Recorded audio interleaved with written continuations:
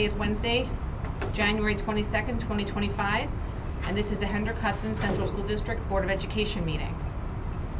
The Board of Education, can I have a motion to open the meeting? Motion to open. Can I have a second? Thank you, Lauren. All in favor?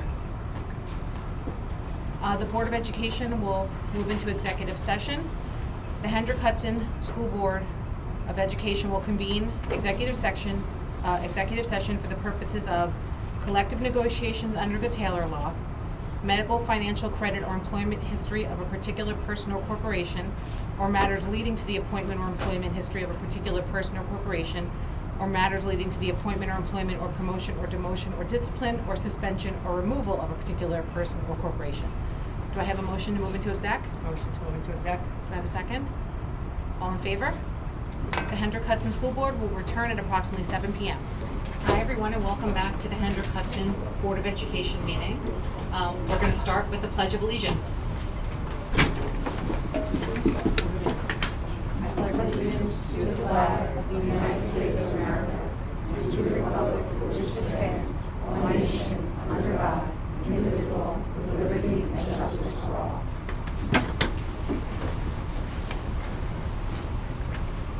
All right, tonight we're starting with recognition of our students, and I'm going to turn it over to Mr. Trombley in a second to welcome all of you. Thank you for being here. Good evening, everyone. Sorry for a little bit of our tardiness coming out of an executive session. We are very pleased to be guests here at Blue Mountain Middle School, and we thank you for joining us this evening. As we do for any chance we can, we will take a moment to recognize some of our fantastic students. This evening we are focusing on some of our emerging and budding musicians. Mr. Giovinazzi cannot be here this evening, so we wish him well, but I will, well, first of all, let me explain a little bit of logistics. I'm sitting back here not because I'm in timeout. The Trombley family has all tested positive, except for me, for the flu virus. So out of not wanting to keep everybody, not wanting to infect everybody, I'm back here. And that is why I will also not be shaking the hands of the youngsters that we are recognizing tonight. We will have Miss Koch pass out the certificates and recognize them for their fantastic accomplishments. Mr. Giovinazzi has passed along some information about some of our fantastic musicians. We are recognizing students who have excelled through All-County Band and All-County Chorus recognition. So each year, the Westchester County All-County Band is composed of the top student musicians on each instrument from schools across the county. Students are required to audition for the ensemble by practicing solos and technical skills to perform at the NYSSMA, which is the New York State School Music Association Solo Festival each spring. These NYSSMA level scores, combined with teacher recommendations on character, maturity, and musical ability, are submitted for review by the Westchester County Musical Association Board. And the following students we are proud to honor, and we cannot congratulate them enough for representing Hendrick Hudson School District and the Blue Mountain Middle School so well at this year's All-County Band Festival in March. We have Liam Strittmeyer from 7th grade for the tuba. So when we call your name, if you could come up, Ms. Koch has a certificate for you that we'd like to present you with, and we'll give you a round of applause as you accept that certificate. So Liam, come on up. And Liam was recognized for his performance on the tuba. And I don't know if Wei is joining us tonight, but Wei Kang, our 8th grader, was recognized for her performance on the trombone. Wei, are you here this evening? So we'll make sure we get the certificates. So congratulations again, Liam, on your musical achievement. Thank you for joining us this evening and representing us so well. And if you have family here, thank you for allowing Liam to share his talents with us. And that goes for all the students we will recognize. In addition to All-County Band, the Westchester All-County Chorus is composed of top musicians that are selected based on teacher nomination. For 6th grade, schools are allowed to nominate 2 students, 1 soprano and 1 alto. For the intermediate age group, which is grades 7th and 8th, schools are allowed to nominate 3 students, 1 soprano, 1 alto, and 1 baritone. Students that were nominated are nominated based upon their demonstrated respect and responsibility, that they learn their music in a timely manner, including at home by themselves, and who represent Blue Mountain Middle School and Hendrick Hudson in a positive, mature manner. The following students we are proud to have representing us at the All-County Chorus Festival in March. We have Astrid Crockett-Leonette, grade 6 for the alto. We have Lexi Goldman, a 6th grader for soprano.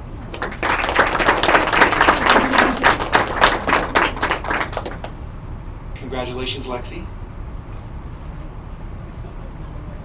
Congratulations.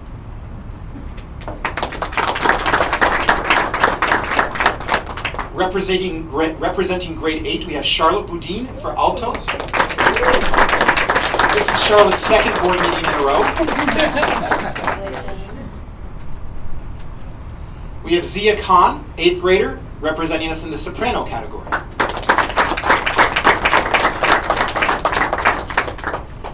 And for the 8th grade baritone, Alicio Villanueva. Congratulations, Alicio. So Lexi, Charlotte, and Alicio, thank you again. And your family members in attendance, thank you for supporting them in their musical pursuits. And as we always do, we congratulate you on your achievement. And you're welcome to stay for the remainder of the meeting, or we can use this opportunity as a pause to let you get back to your studies.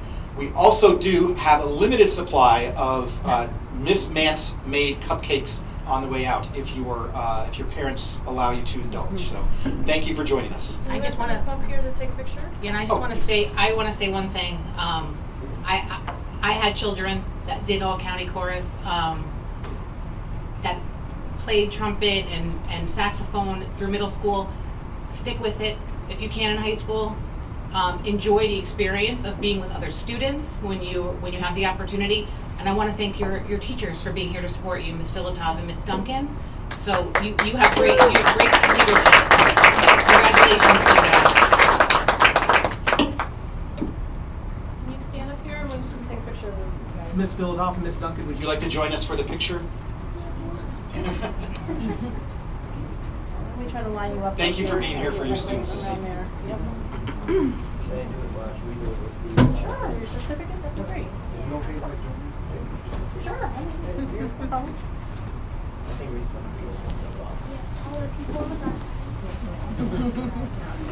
You're taller than your teacher. Yes. Okay, make sure you All say right. key of C. Or do, re, mi.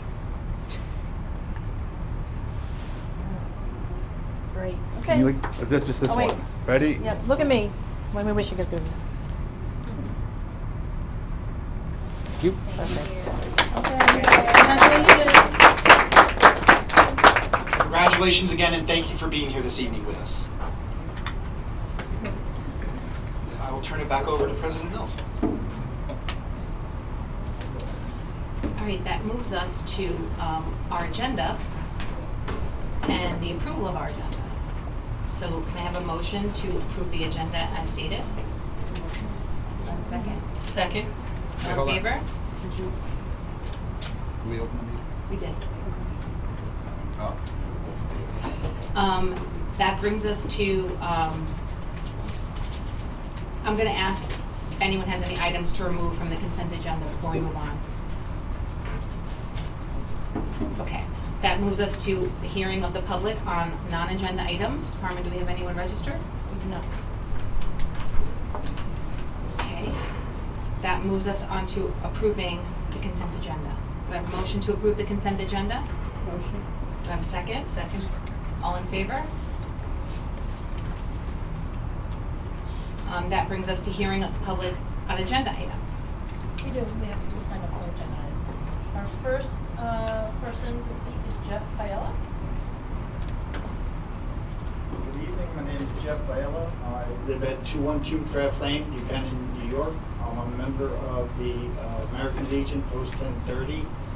I'm an Army veteran, and I'd just like to thank the board for revisiting the tax exemption for New York State. The town of Cortland has adapted it. I know the other boards did not wish to adapt it, but I wish the board to look into it further, go over the law again, and assist the veterans that are in our community with some tax exemption. Thank you. Thank you. Thank you.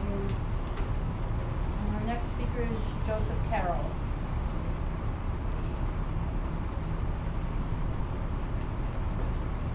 Joseph Carroll, 8 James Street, Montrose, also a veteran along with the American Legion. About 10 years ago, I was wondering why a lot of our veterans were not getting the discount, the break for the taxes, and after I did some calling around to different school districts, I realized that we were about the only ones up in the northern Westchester area that was not given the tax break for the veterans.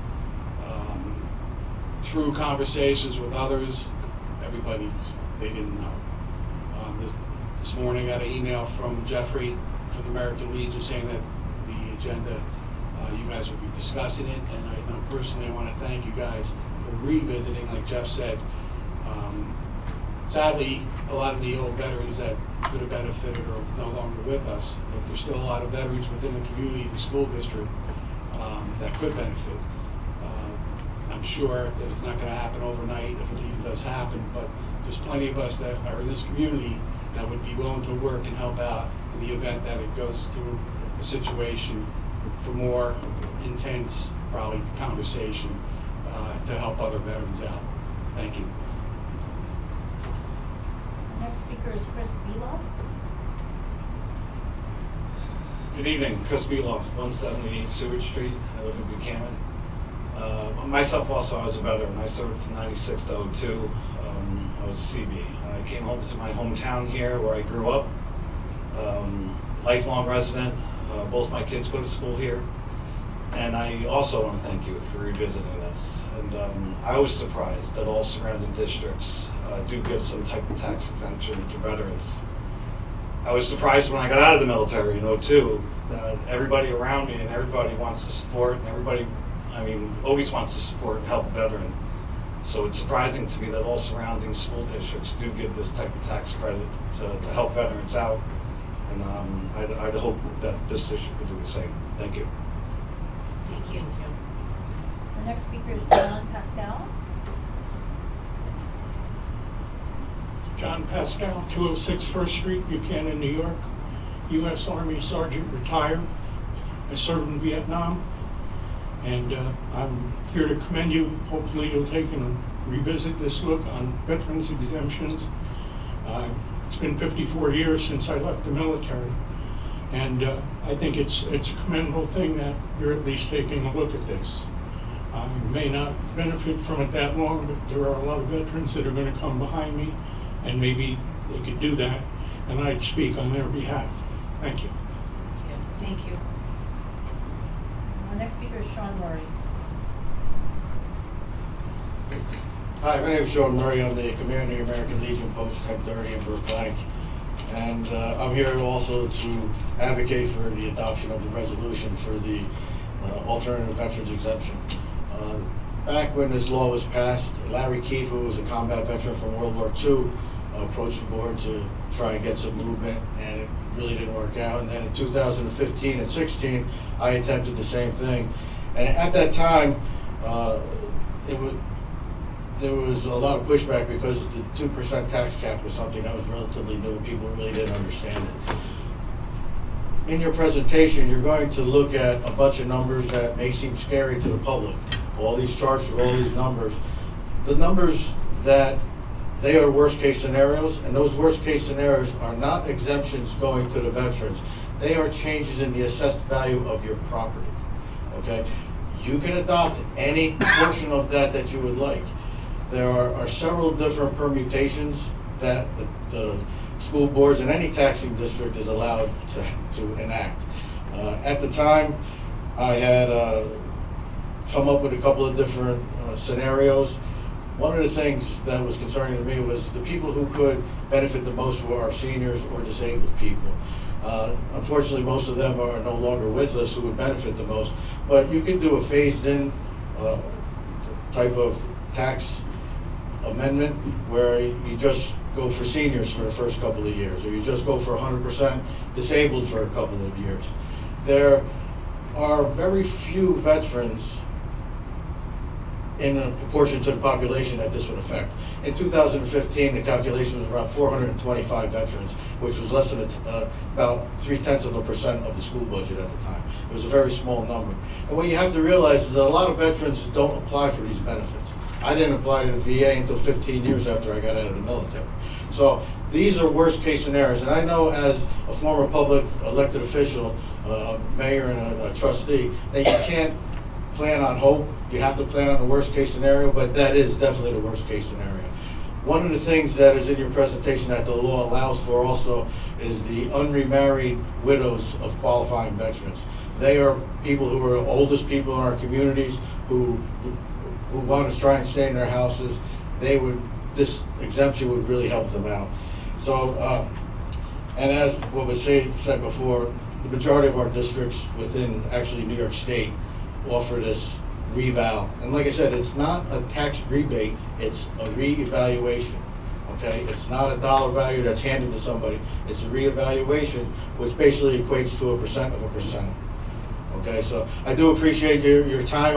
I'm glad that you have a clock. Sometimes I ramble on, but I'd be available for any questions. I know all these numbers have changed in the last 10 years, but I think they're pretty relative based on the people who have come into our community, the people that have left, and the people who might not even want to be known as a veteran. So thank you for your time, and thanks again for checking this out again. Thank you. Thank you. There's no more comments. Okay, I just want to thank you all for coming up here, because you all live where I live, and so I know we appreciate you being here. And I know Mr. Trombley wants to say anything, but just so the public is aware, we're discussing this towards the end of this meeting, but we will have to have, depending on how this goes tonight, another public hearing for the whole community. So just so everyone's aware. So stay tuned for that. And make sure that everyone, I want to say this, and I'm sorry, Mike, but we haven't plugged this lately, but we sent a postcard home to everyone in the community about the thought exchange we did, and on there's a link to register for our community updates that will come direct, so you, not just from the board, but for Mr. Trombley. So everyone should take a minute and do that, so that we have special meetings. That's a good way to keep informed of those. Did I miss anything important? Just thanking veterans who took time away from their families and their future and put their lives on the line to protect democratic ideals by continuing to participate in those democratic practices, such as coming here and speaking to the board. So thank you.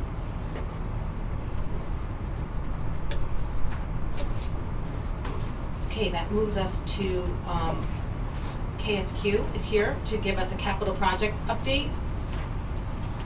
And I'll open the floor to them.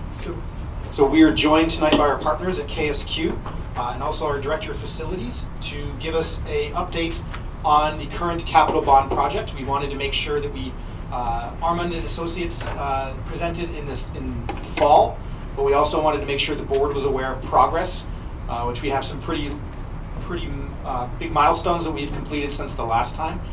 And not too much of an update tonight, but just really wanted to let you know that we are still continuing to move forward with some very important processes and let you know that we are keeping this at the forefront of our efforts, particularly within the facilities department. So I'll turn it over to Armand. Thank you.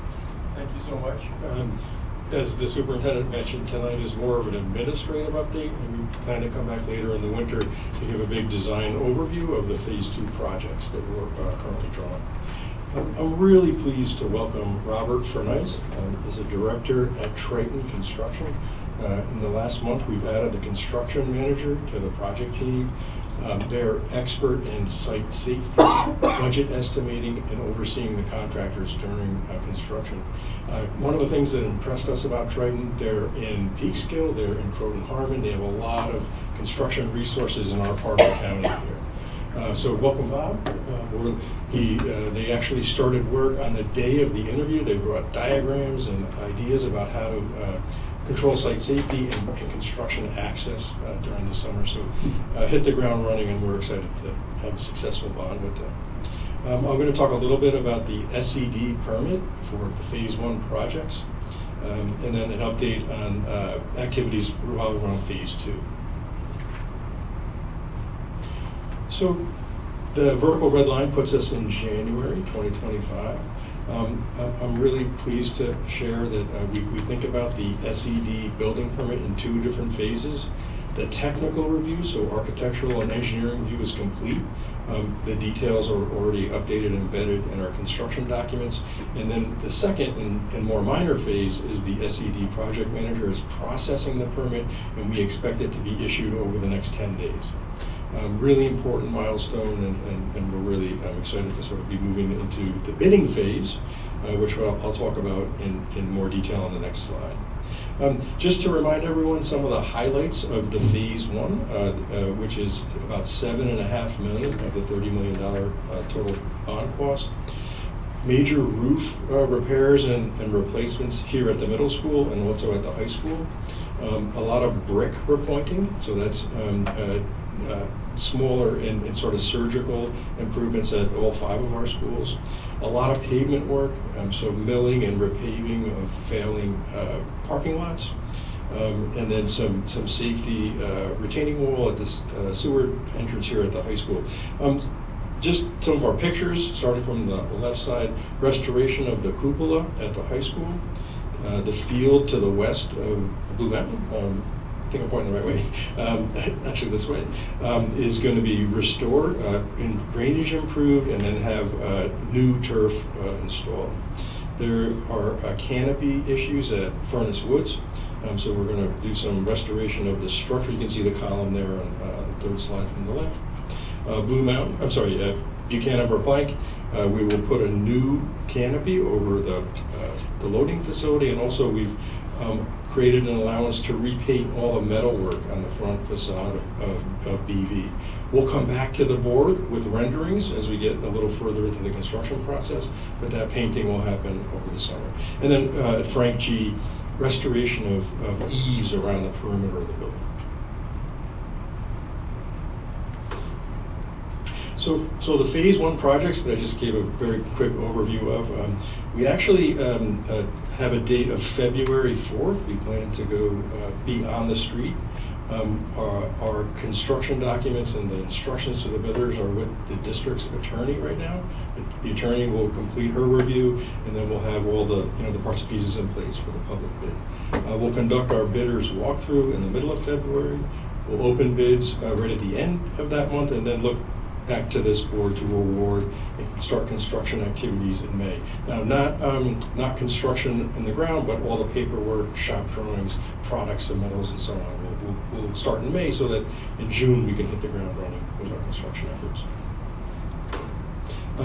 The aim, and I see no reason why not, is to complete all of the phase 1 projects in step with the open of school in September. Okay, so when we come back, that pavement will be done, the roofs will be replaced, and so on. Phase 2 is the much larger portion of the $30 million bond, $22.5 million. We are just finishing the design of the phase 2 projects. And the idea is that our technical documents will be complete in the summer.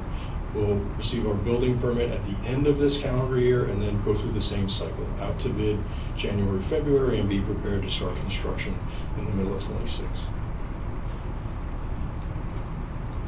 We had a really fun field trip out to the Nanuet schools over in Rockland County. On the left, we visited the Barr Middle School Innovation Lab.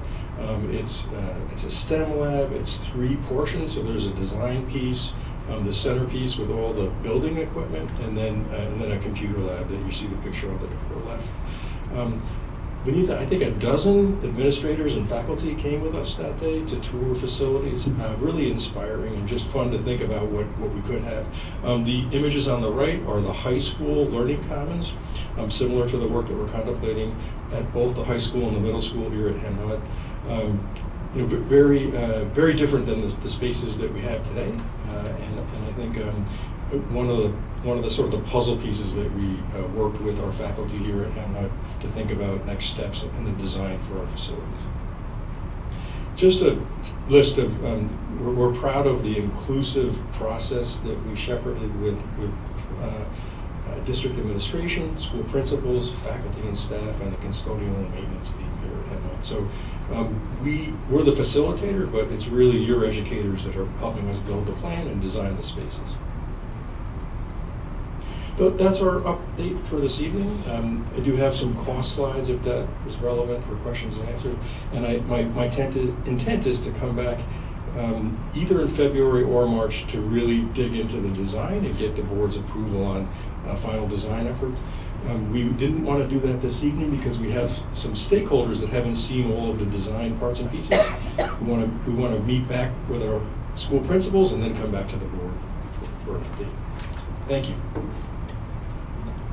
Thank you, Aaron. Any questions from the board on the update that was provided or about the project in general? It's great, thank you. Armin, thank you for the presentation. Also, welcome to our Triton partners.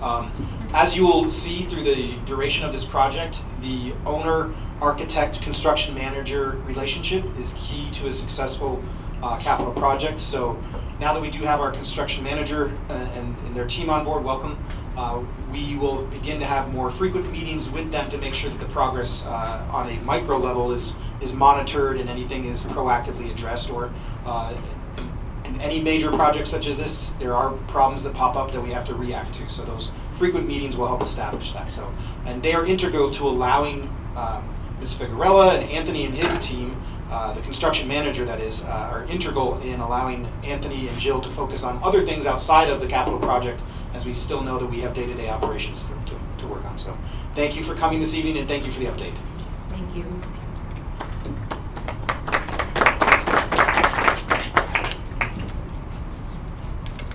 That brings us to our budget presentations for the evening. Yes, so we continue on. Greg, if we go to slide, I believe it is 38. So that's Greg's pulling that up. We continue this evening with our department level or program level budgets. You'll start to see a common theme as we present these individual budgets to you. We will remind ourselves, we'll have the individual presentations where they share what the department or the building or the program area used the generously allotted funds from the 2024-2025 budget to impact student or their area of oversight. They will present requests that they have for the 2025-2026 budget and how that will impact students or their area of oversight. And then we will, at the end of the presentations, we have 3 departments or program areas to address tonight. We have Mr. Baker will be joining us for athletics. We have, actually it's 4. We have Mr. Merlini leading the facilities and operations, and then also transportation. And we have our Director of Guidance, Dr. Aaron Kleinman, who will join us on counseling and guidance functions. At the end of those 3 presentations, we'll ask you to hold all of your questions until all of our presenters have gone through, so we can provide you a lot of information in a short amount of time and not keep you away from your families any longer than we have to. We'll have time to revisit our parameters as they've been established from the last meeting, see if we need to adjust any of those as we develop this budget, and also ask any questions of the presenters this evening about their budgets. So that will be the format. Greg, if we go to the next slide, just a reminder that we ground everything we do in our mission. And if we go to the next slide, these are the presentation objectives. We're going to continue our budget discussion, continue to gather your feedback as a Board of Education on if we are developing a budget in line with what you'd like to see before you adopt. So it's that interplay of this is what we feel is the best program for our students. We now have to have the discussion of if it fits into our overall approach to the fiscal parameters we have to be mindful of. And then also continue to outline those feedback mechanisms of how we can receive input and adjust our budgets. So without further delay, I'll ask Mr. Baker, our Director of Athletics, to present his budget. Mr. Baker. Thank you, Mr. Trombley, and thank you to the Board of Education for having me here tonight. It's my pleasure to present the interscholastic athletic budget request that we have. So, quick little overview on this past school year, on the current school year. We've continued to maximize our opportunities. 67 different teams, over 33 programs. We're still meeting the needs of various student athletes. We have expanded our unified sports program. I'm going to talk about that a little bit as well. We expanded it with a tennis program this past fall. Continue to bring recognition to our community. An expanded student athlete experience, and one of the biggest expansions that I spoke about last week to the Finance Committee is that our local live productions now, we now have students working with Mr. Pete Ruff, and we're doing play-by-play, and they're learning how to do it and learning from an expert that he has been his whole career with that. We took on a 6th grade intramural program this year in November, in between the fall and the winter season. Many of our varsity coaches came down here to the middle school and offered an intramural program with some of our current varsity athletes were here with our 6th graders. We did 19 different dates, various sports. And in those 19, we had over 110 participants over the 19 days. We had an average of about 7 to 8 kids at each of the sessions. They were very well taken, very well received, and the hope is to do them again this upcoming winter spring break in March. We have some time there when there's a little bit of break in the modified seasons and with our varsity coach as well. They were very well received and looking forward to doing them again. Our unified sports, there's our pictures. So we now will have done 3 sports. We'll have our basketball season, which is done every April, so we'll be doing that this upcoming April. Our bowling season, which will again be this March, so in about a little over a month, we'll start that up. And all the way to the right there was our tennis picture. We were one of the pioneers of the Unified Tennis Program led by Brad Fredman. We were able to get a couple of schools to join us this past fall, and I really believe that this upcoming fall we'll have unified tennis matches. So we were really the pioneers in that matter. So for the upcoming 25-26 school year, some of our goals is to continue to build on the opportunities, explore all the avenues that we need to explore, being fiscally responsible, providing a safe environment while also providing meaningful experiences. The highlights that we continue to offer are league champions, sectional champions, qualifiers for the state scholar athletes. We were deemed a School of Excellence by New York State, which means that over 75% of our varsity teams were named scholar athletes. We have 2 Con Ed Award winners. Our most recent one was just last week, Caitlin Raguso. She joined Paige Montgomery, who won it earlier in the fall, and the board welcomed her, and I thank you for bringing her in to recognize her. We can community service our student athletes continue to do, their youth clinics, the bridging of alumni to our student athletes. One of our biggest highlights each year is our Hall of Fame weekend. And our student athletes continue to have lifelong relationships. That's what they get. They gather lifelong relationships with some of their best friends. Some of the additions that I do want to talk about for next year, and I'll talk about it in this slide here, and then a little bit further with the numbers in our slide. Myself, Mr. Trombley, Ms. Collins, we have been meeting with some of the boys in the high school about trying to start a boys volleyball team. It's a program that across the state and section is continuing to grow. It does not appear that we will have enough to field our own team. It would be in the fall season. That's the season it's run. But we do have an agreement that if budget goes on and we're able to pass through this, we can merge with Croton and Briarcliff and offer our students that are interested in doing that an opportunity there. That being said, very similarly, girls ice hockey is another program that has continued to flourish in the area. Right now there are 3 teams in all of Section 1. There's a Northern Westchester team for all the high schools that have girls interested in that, a Southern Westchester team, and a team in Rockland County. Last year I was approached by a young lady in potentially joining this merger, and we took it to the fall in our PE classes and gathered information if there would be any other students, and we had 6 to 7 girls expressing an interest in potentially joining this as well. So we haven't been a part of the merger for the last few years, but I think next year the opportunity could be there for us to join it. Last spring, we embarked on our first varsity flag football season. It was a big success. We had many of our students come to the board, and as we started this program, to garner the support, and it was very nice that we were able to get the support, and you gave it to them, and they had their first season last year. A huge success. We ran an intramural for the flag football program in the fall, similar to what we had done earlier with the 6th graders, and we had over 40 kids in 7th and 8th grade come to that. So this upcoming spring is a huge step in the area for JV flag football teams. We don't have it for this upcoming spring, but I do think it would be worth it next year to join on and bring on the JV team along with the varsity team. And that would be for the spring of 26. And lastly, I'd like to be a little creative, and I'm asking for 2 additional modified soccer positions, and I'm going to give you some background on that. For the past 5 or 6 years at the modified level, for the boys and the girls teams, we've had over 50 kids try out for each team. We just can't keep them all with one coach. But we do have the ability with a full soccer field here at Blue Mountain and a full soccer field at Furnace Woods to hold extra space for extra kids. I'm not looking to add on a second team, but if we bring on a second coach, I think what we could do is instead of keeping 22, 23 kids, is double that number and offer them 5 or 6 game schedule each, and split it up that matter and internally handle that way and see how it goes from that. Mr. Trombley, questions? Yes, before you transition on just to the next slide, just for the board, a point of clarification. We do not present salary FTE for full-time equivalent enrollment positions in this budget. We will talk about staffing at a later date, but because Mr. Baker's addition is not an FTE, it's more of a stipend, that's why you'll see it in this presentation. Okay, thank you. I do want to say though too, it's a very sensitive topic. We offer a lot of programs to the modified. We're one of the schools that offer most of the modified programs that are offered in the section. We have this opportunity here with, as I said, the premise that we have with the 2 full fields. We have a similar problem, not as expanded with that in the winter for the basketball teams, where we unfortunately have had to make a certain amount of cuts. The numbers have kind of dwindled a little bit, but in the reality, we wouldn't be able to host 2 more basketball teams because we're already at 2 teams sharing the gym daily. So the opportunity arises in the fall here to meet the needs of a lot of kids that have come out for those 2 teams. So I just want to be clear on that we might be able to take a look at it here for those particular programs. And now I'll go to the next slide here, which I believe are the numbers here. I cannot see that, so I'll use my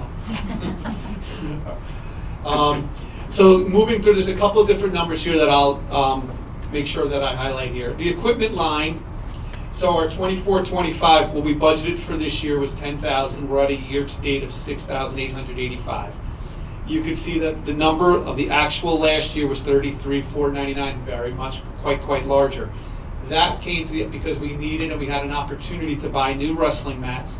And I'll let Ms. Figueroa, she has to explain this here. 200 codes, that's the equipment line. You cannot transfer from one department to another, but you can from another 200 equipment line. So the high school equipment line with Ms. Scollins wasn't going to be used as much, so I gave her part of our contractual line money, and she gave us the equipment line money, and we put it together and we got new wrestling mats. So it was something we really needed and to get ahead of for that matter. So that's why that number last year was quite large.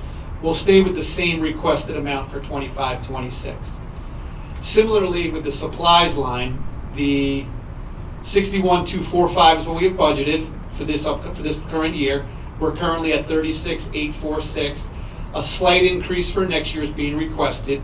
You can see that the year-to-date, the actual 23-24 is quite larger, but if you go down below to the coaching salaries, that one is quite lower. So the opportunity came to us where we were able to transfer some money from that for some stipend and coaching positions that were not as high, coaches on different steps for that matter, and we use that there. The contractual piece, the budgeted amount was $65,586, and I'm going a little higher with that to the $83,586. That increase, as you can see to the left, is due to the mergers of the boys volleyball and girls ice hockey. The merger costs would come from that contractual line. That's why that one is increased. As I said last week at the Finance Committee meeting, I do think in the next year or two moving forward, this is a line that we may have to look to increase on the athletic department. Just like anything else right now, there are costs going up exponentially in various different lines that come from this. We'll make through this year, and we'll do our best for next year, but I do think in the near future we could be looking at a specific request coming up. The coaching salaries, as Mr. Trombley alluded to, are in here. The increase of $21,455 is due to the contractual obligation, and then the 3 requested positions that I talked about earlier, the 2 new modified soccer coaches, and then there'd be the new JV flag football coach. So there's 3 positions that would be added. And then lastly is the BOCES line. This is our cost of officials, some of our BOCES, some of our local live, huddle, the impact program for concussion we purchased through BOCES, and we get them through there. So our 167,768 is where we're budgeted right now, and then we are asking for an increase of 173. The biggest increase for that was having to add a full JV flag football team, and there'll be some specific costs that BOCES would bill us. So that's where that increase came from. So that covers the increases that I had asked for there, and I want to say thank you. And the pictures that we provided, there's a little bit of story about each of them. It's all of our kids and our staff appreciation ceremonies, and our student athletes and with some of their events, and our senior ceremonies, and our Hall of Fame induction. And I want to make sure I give a shout out to Mr. John Palaccio, who was inducted into our Hall of Fame, who you see quite often at many of our events, watching his grandkids and being a part of the community and enjoying the events that we have. And he was inducted into our Hall of Fame this past fall. So as I say every year, I want to thank the Board of Education we have over 650 student athletes, and I want to thank all of you for your support along the way each year, every year for them. So thank you. Thank you, Mr. Baker. Thank you. So as Mr. Baker transitions back, we'll hold questions on all presentations until we do have our final presentation this evening. We will now ask Dr. Kleinman, who is our K-12 Director of Counseling and Guidance, to come to the podium to present his proposed guidance and counseling budget. Just so you know, before he even turns the slide, we have created new budget codes for Dr. Kleinman in his area of oversight. So if you see large percentage increases, it's because we want to make sure that we capture funds for this for the new program. So, Dr. Kleinman. That could mean they're shifting. Yes, correct. So it may not necessarily be a budget-to-budget increase. It could just be a realignment of funds to new codes, so that we are being transparent in how we spend that money, because those codes are the language that we speak when we talk about where the money is going. So, Dr. Kleinman, thank you for joining us this evening, and thank you for your presentation ahead of time. So, good evening, everyone. Thank you for the opportunity to come and talk about guidance, which I enjoy talking about, so that it's very near and dear to my heart, obviously to my career. So I just want to give you a little bit of background for this year, and I have some meanings up here in terms of what we look at as a guidance department and how we operate. First, again, it's meeting the needs of our students. I'm very proud of the counselors at each level, elementary, middle, and high school, who work with their students tirelessly to make sure that they are thriving, they're successful, and they're having great opportunities. Again, we deliver a service through the American School Counselor Association. That is our benchmark and our framework for looking at how we, again, deliver our services to students, both academically, personal social counseling, academic counseling, and also post-secondary planning. So that is just how we incorporate all of our skills in working with our students to make sure, again, as I was saying, that they are successful and they are supported. So some highlights that I'm very proud of our department this year. Some things that were new on our agenda. First was earlier in the year we conducted a new family fair in partnering with our local library, they were terrific in helping our students and our new families to the country understand the resources that are available in this community. So I was very proud to have a number of local resources at our fair, have our students and parents meet these providers and understand what services are available. And I think this was, again, new, and I'm very happy with the partnership with our local library, and I feel confident that a lot of the parents and students gained valuable insight into what's available in their community. We kick off, we do a lot of fairs, programs for our students. For example, we take students to Putnam Northern Westchester BOCES to understand some vocational hands-on training and programs that are available. We do those for our sophomore students. For our juniors, we in the spring take them to a college fair, meet representatives and understand a little bit more about colleges in the area, all throughout not just our area, but East Coast, Midwest, South, West Coast. Though I don't know if a lot of West Coast colleges are coming, but in any event, it's always nice for students to meet these representatives. Other things that we've done, we've collaborated with our administration and our scheduling, providing courses for our students. For example, this year was AP Microeconomics, a new class that we were able to offer students who are interested in the study of economics. Seemed to do very, very well with a good group of students, a number of students for that class. In fact, I think we were filled at 28. Next, just programming that we do our FAFSA nights. We also do a FAFSA night for our Spanish-speaking families, which was this year very successful.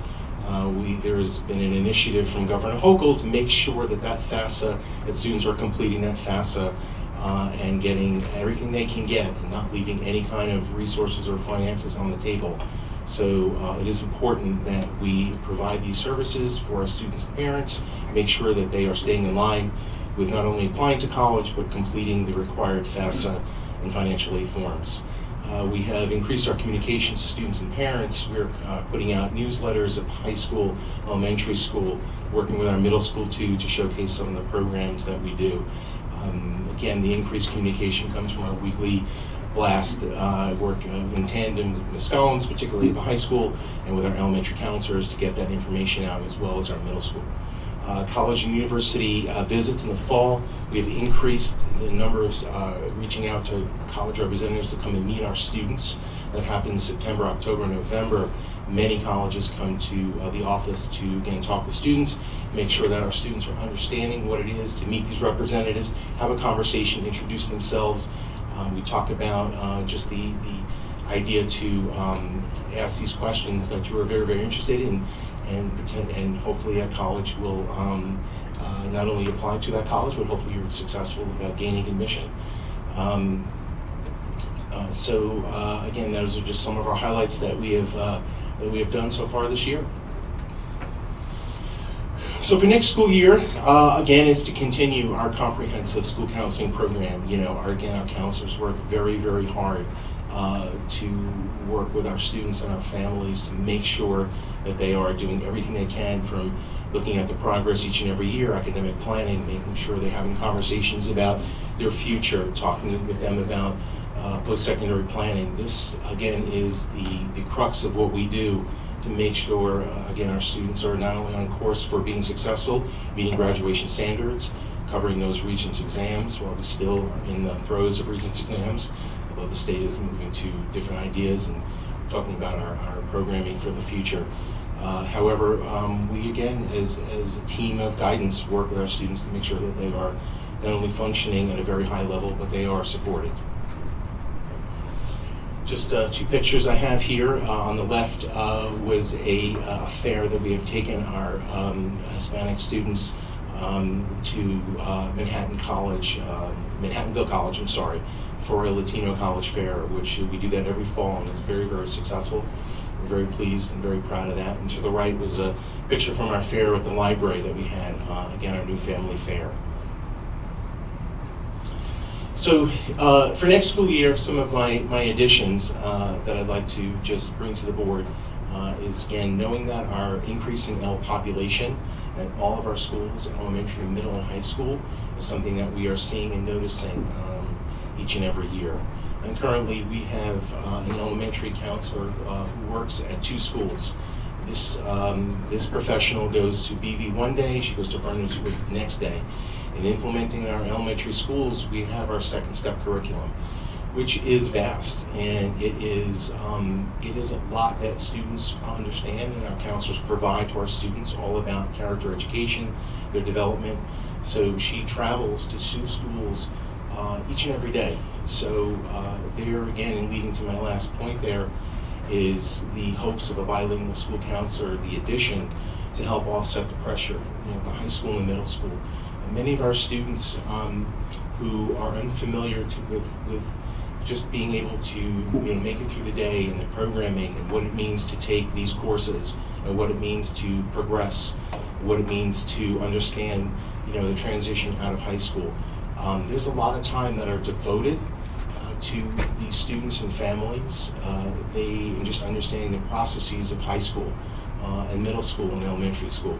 So it is the hopes, again, that we look towards with the addition of a bilingual school counselor to, again, help the pressure, take the pressure off. I shouldn't say help the pressure, but alleviate the pressure of the high school, and particularly at the elementary school.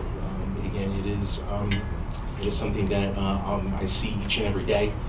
These students are coming in there working very, very hard, but it is a lot to tackle the throes of each and every day, and understanding how to just navigate the day, get through the week, get through a year, and then ultimately be successful. So my lines here, again, as Mr. Trombley had said, this is new to looking at the budget. In particular, I have the first line there is just a consolidated, that's our operating expenses. I'm sorry, that's the middle line. The first line there is just, it has to do with equipment. It is below the, I think, we had talked about this, below the number of $2,300 we had. So asking for just, that's just equipment that might be needed in terms of each school, whether it's elementary, middle, or high school. The next line is our operating expenses for high school, middle school, and elementary school, and also our student assistance program. We have a student assistance counselor, 2 at the high school. They work for a outside agency. However, there is a need for counseling, not just mandated counseling at the high school, but counseling outside to help our students get through the day and get through not just the day, but the year. Many students are struggling with a number of different issues. So in that number you can see, again, that is $180,000 for our proposed, I think that's 20, sorry, my eyes, 24, 25 in the budget there. But that again is to hold with our 2 substance abuse SAC counselors, we call them. One has to do with the substance abuse, the other is a student assistance counselor, and that is for our, we currently have those 2 counselors, and that would be moving forward for next year. Next, under that line is material and supplies. That's just, I think it's $12,500, sorry. Yes. Let me look here. That's right. That's right. And that brings, and that again is just materials and supplies for looking at that 820, 810 number for high school, middle school, elementary school. And the totals, you can see at the bottom.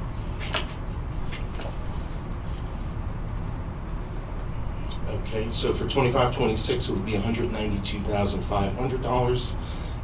And that would be everything again from the 820, 810 numbers for equipment. That would be the 820, 810, the contractual high school, middle school, elementary school operating budget, and then material and supplies. So that is the total of $192,500. Thank you, Dr. Klein. We'll ask you to stay around in case there's questions about your presentation and your proposed budget after we have Mr. Merlini present the transportation and operations and maintenance budget. Thank you, Dr. Klein.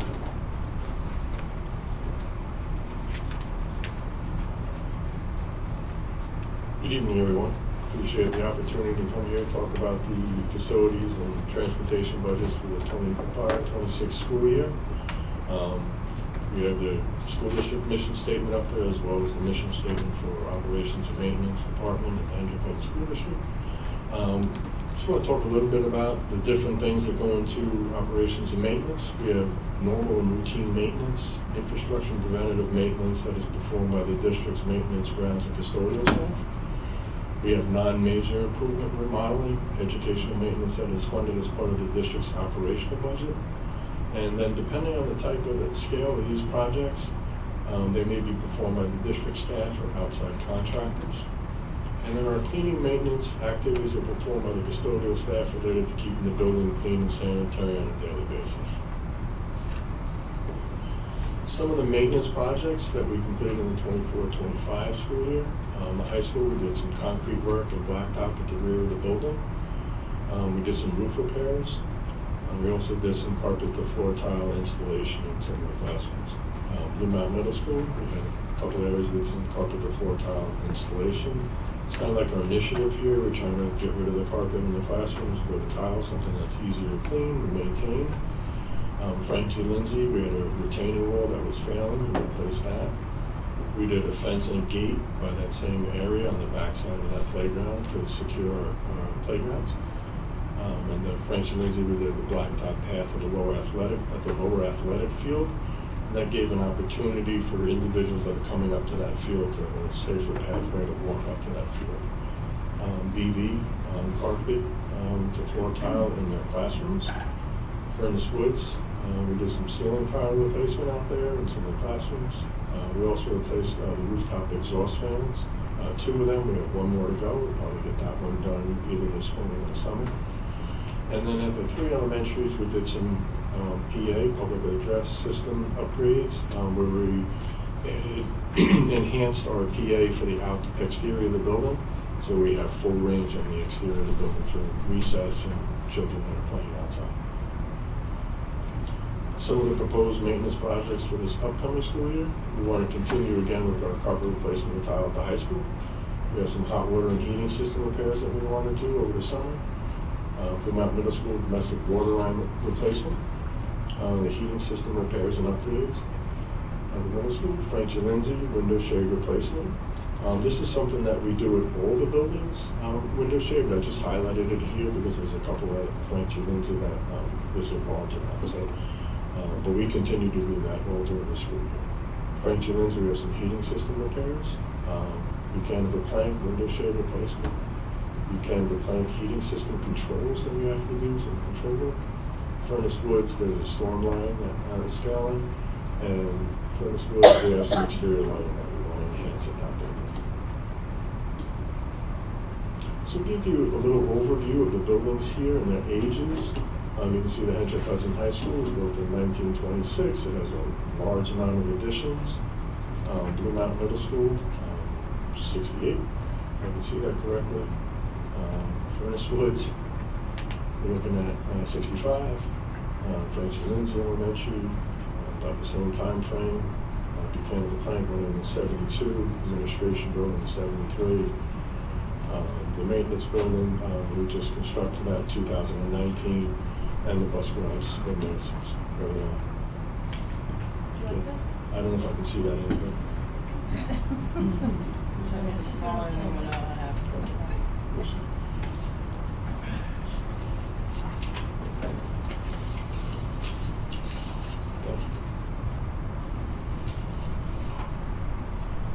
So I just want to give you an overview of the buildings to see where we are. And the high school is going to be coming up on 100 years in 2026.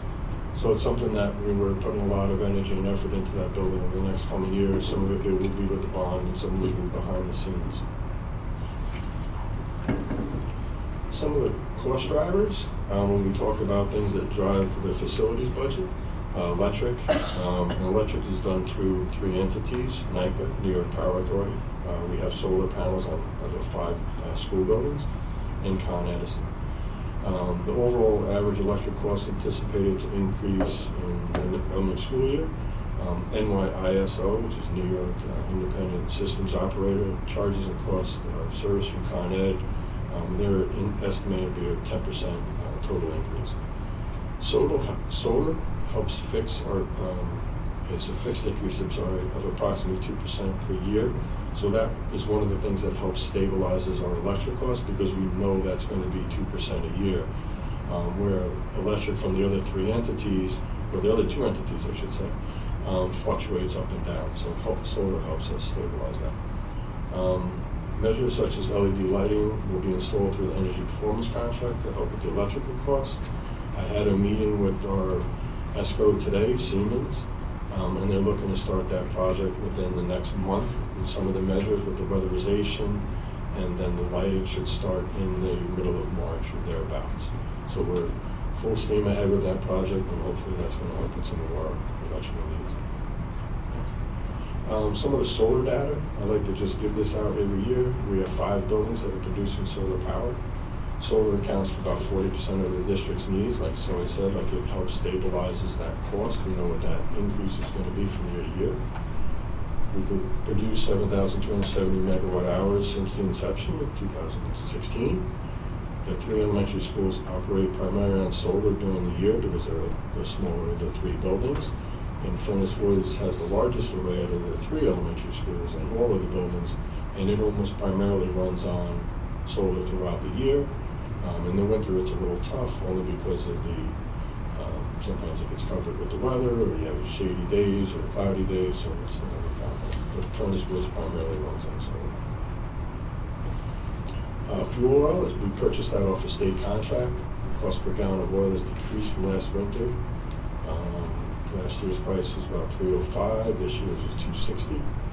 We expect the prices to increase slightly over the year.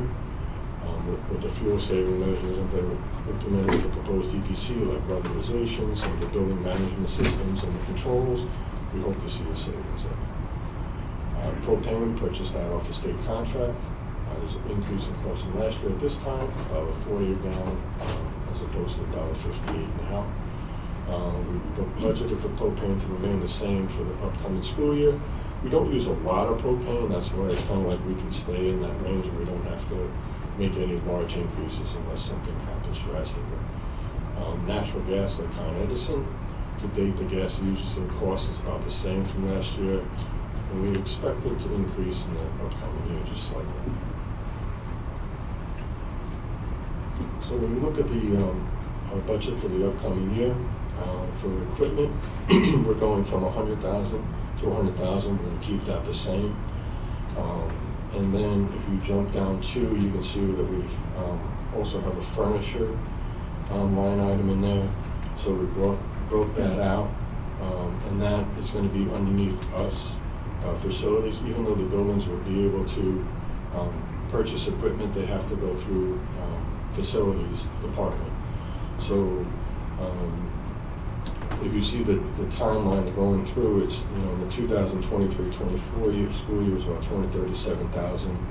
We budgeted $193 for the 24-25 school year. Year to date, we spent about $100, and we're going to put about $300,000 in there for the proposed coming year, and that's based on our needs, and that's about a $107,000 increase.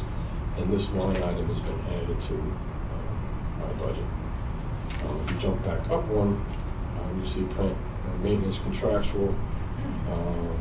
Last year was $415,000. We had the money in there for the move, so we took some of that money back out, and we're going to go to $315,000 for this year.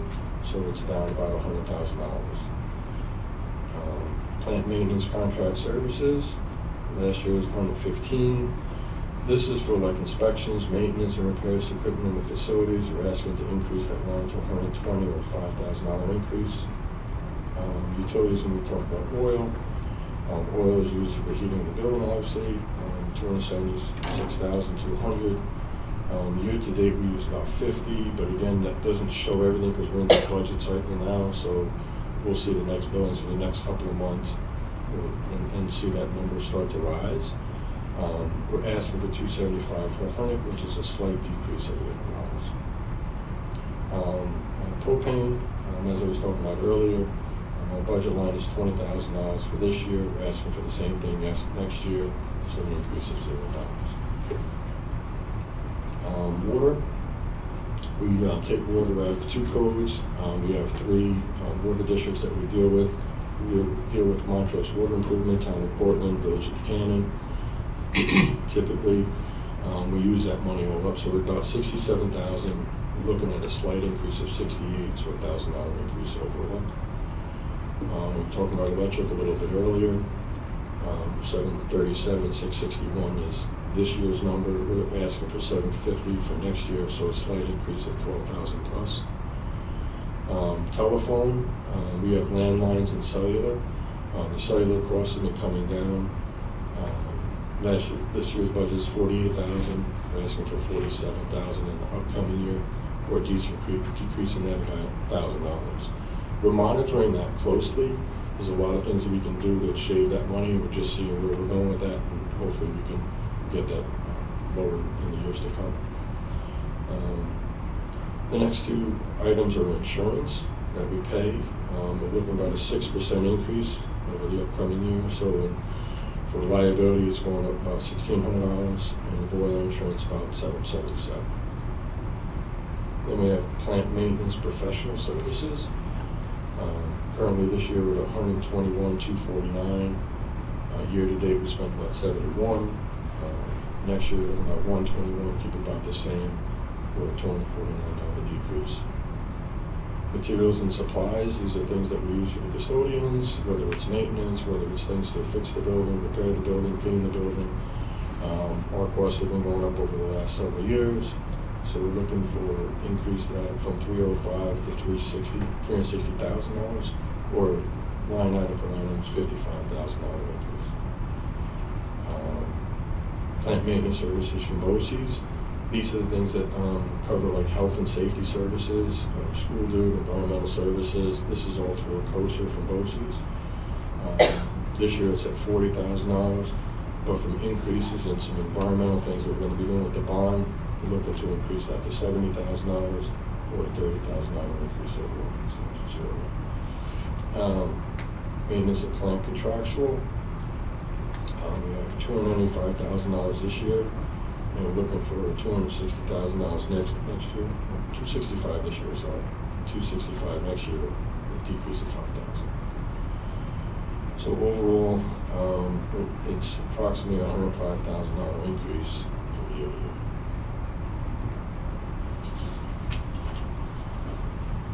So I just want to thank you again for allowing me this opportunity and allowing us to do the projects that we do and help make our schools better. Without your support and the community support, we wouldn't be able to do what we do, so thank you. Thank you. And we're going to ask Anthony to stay with us as he's been overseeing the transportation department along with some other individuals who have stepped up. But Anthony is going to do the presentation this evening as he has had more direct oversight of that area this year. So Anthony, I'll turn it back over to you. Thanks again for allowing me this opportunity. The main mission statement and our mission statement is to provide safe and efficient transportation for the students of the district.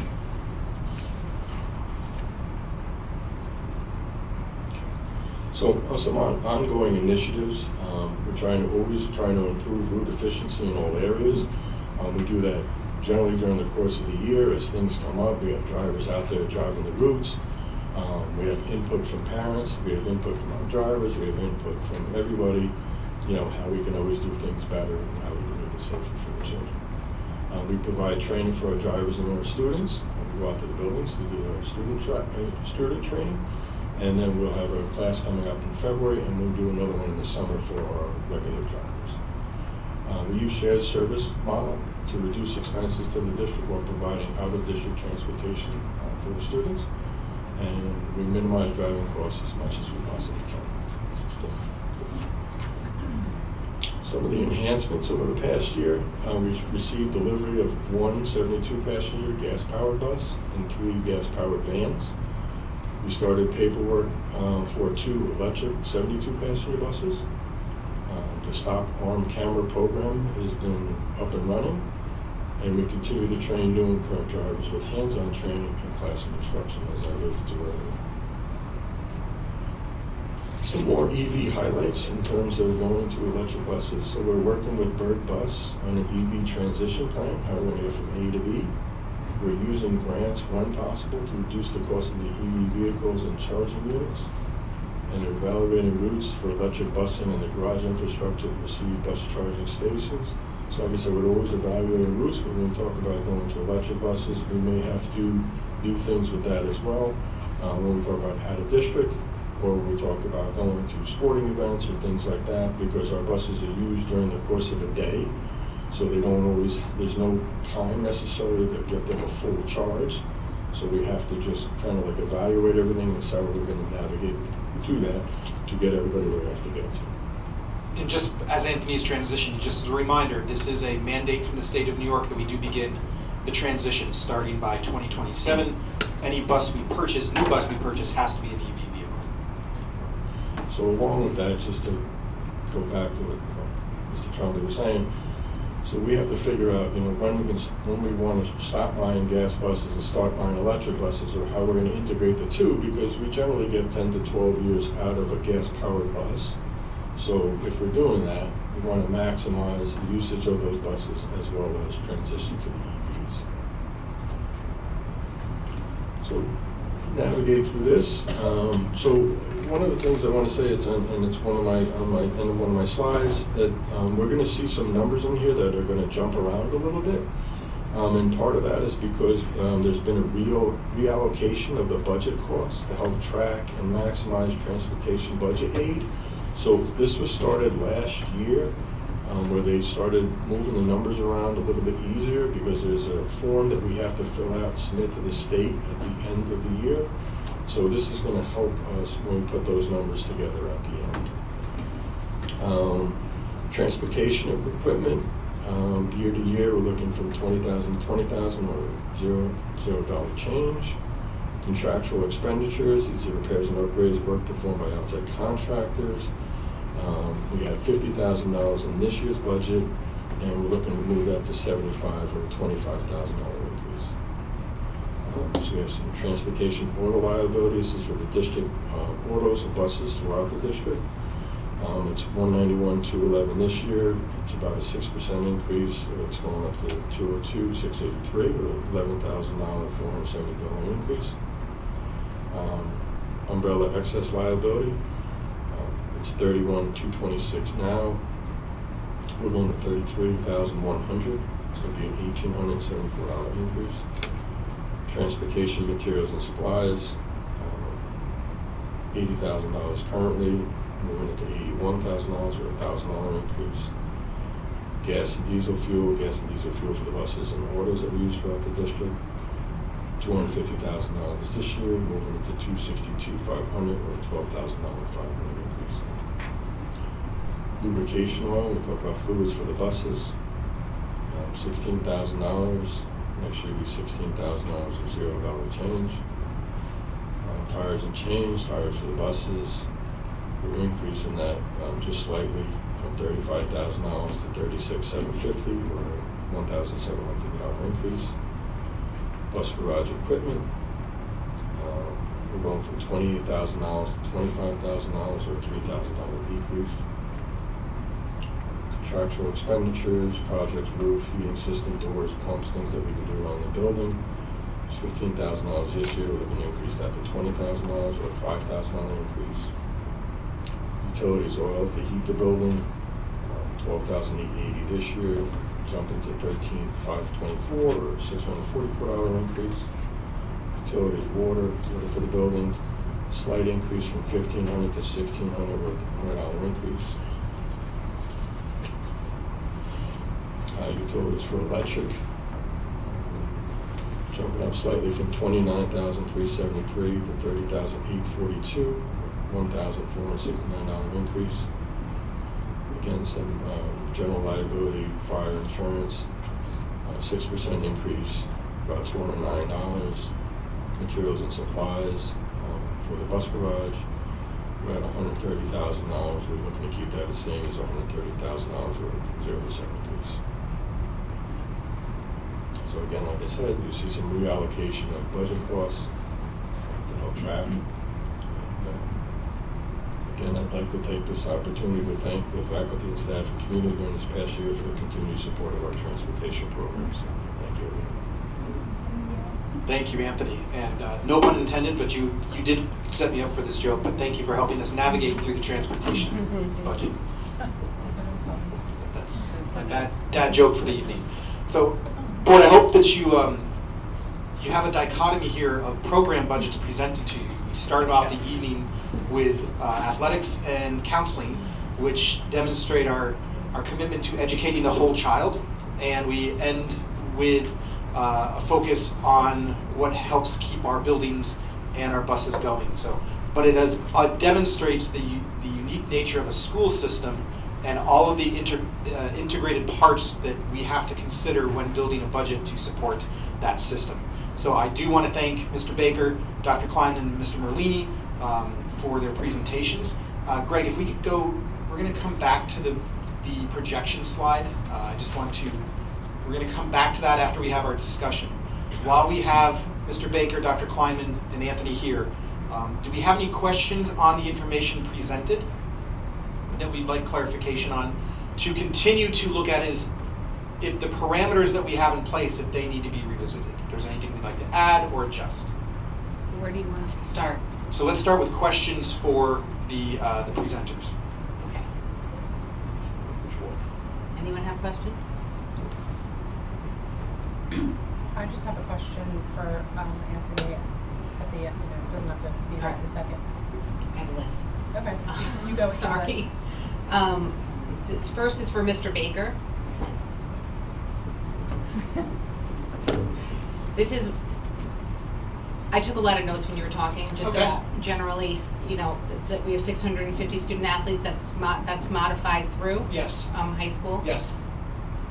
And I think as a board, we love the idea, not that I want to speak from, we love the idea of adding more sports teams, but it's a reality that we have less and less students. Yes. So, and the soccer thing, like, I get that because we have 50, 60 kids every year. I mean, this year said 4 or 5 years, it's even further than that back.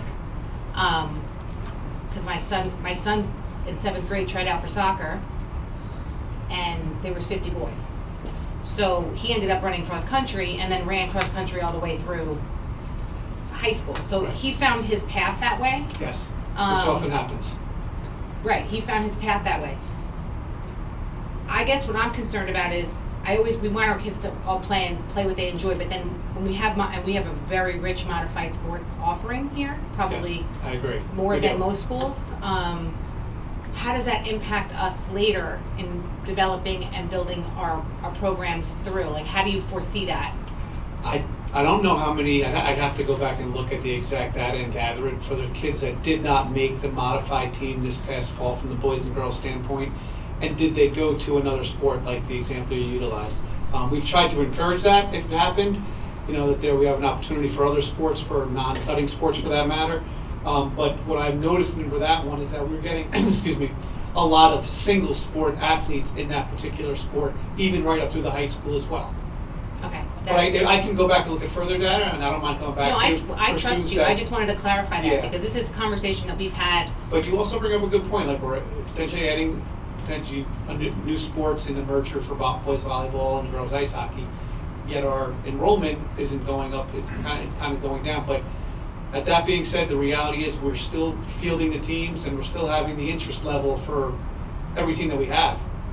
That's still out there for that matter. So Right. even for some programs which might have a varsity program of 7 or 8, but those programs are still thriving. I'm using skiing as an example. There might be 10 kids on a team, but you're only racing 5 or 6. Right. So I mean, I know for cheerleading this year we had a huge number We of did. girls, Across the boys. We have a board. co-ed team for JV now. So yes, we do. You know, there's kids showing up. So I think that's awesome. Can I ask a question to piggyback Yeah, that? of course. The splitting the modified team, is that where did you say they're going to split games, or are you just going to make a development team for the kids No, I that think don't for make instance, it? if we get a 12-game schedule, and unfortunately of those 12 games, we might play 8 or 9 with no official. That's the reality of soccer officiating in the fall and what we have in the official short of that sport. But from those 12 games, I think we would offer a much more productive program if we took that and let each play 6 games with that instead and taking a full schedule. And maybe we can go even further, because the reality is if you don't have an official, you wouldn't be paying.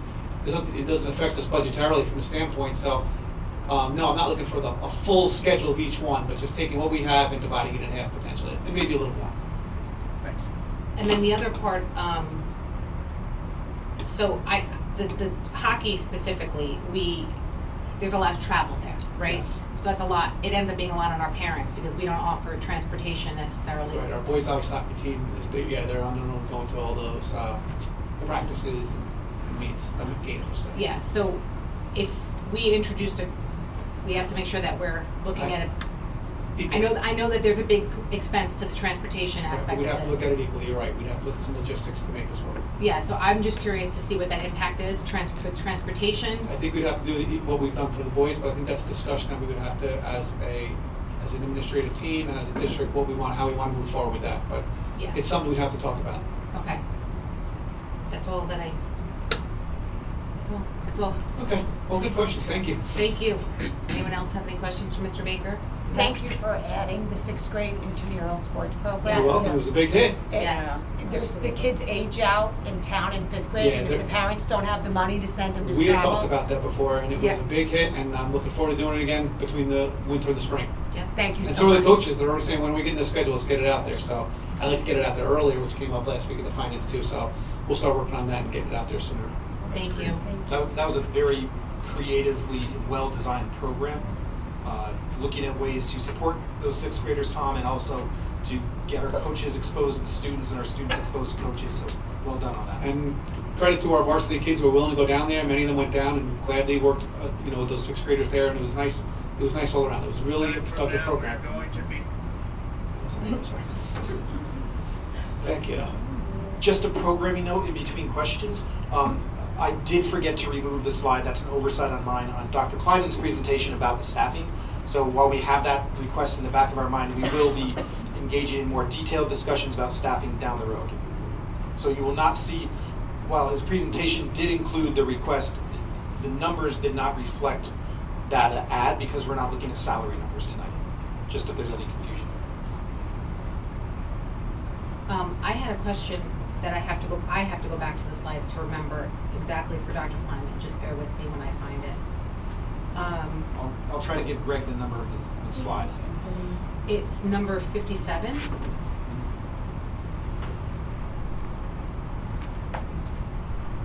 So that should be the guidance budget slide.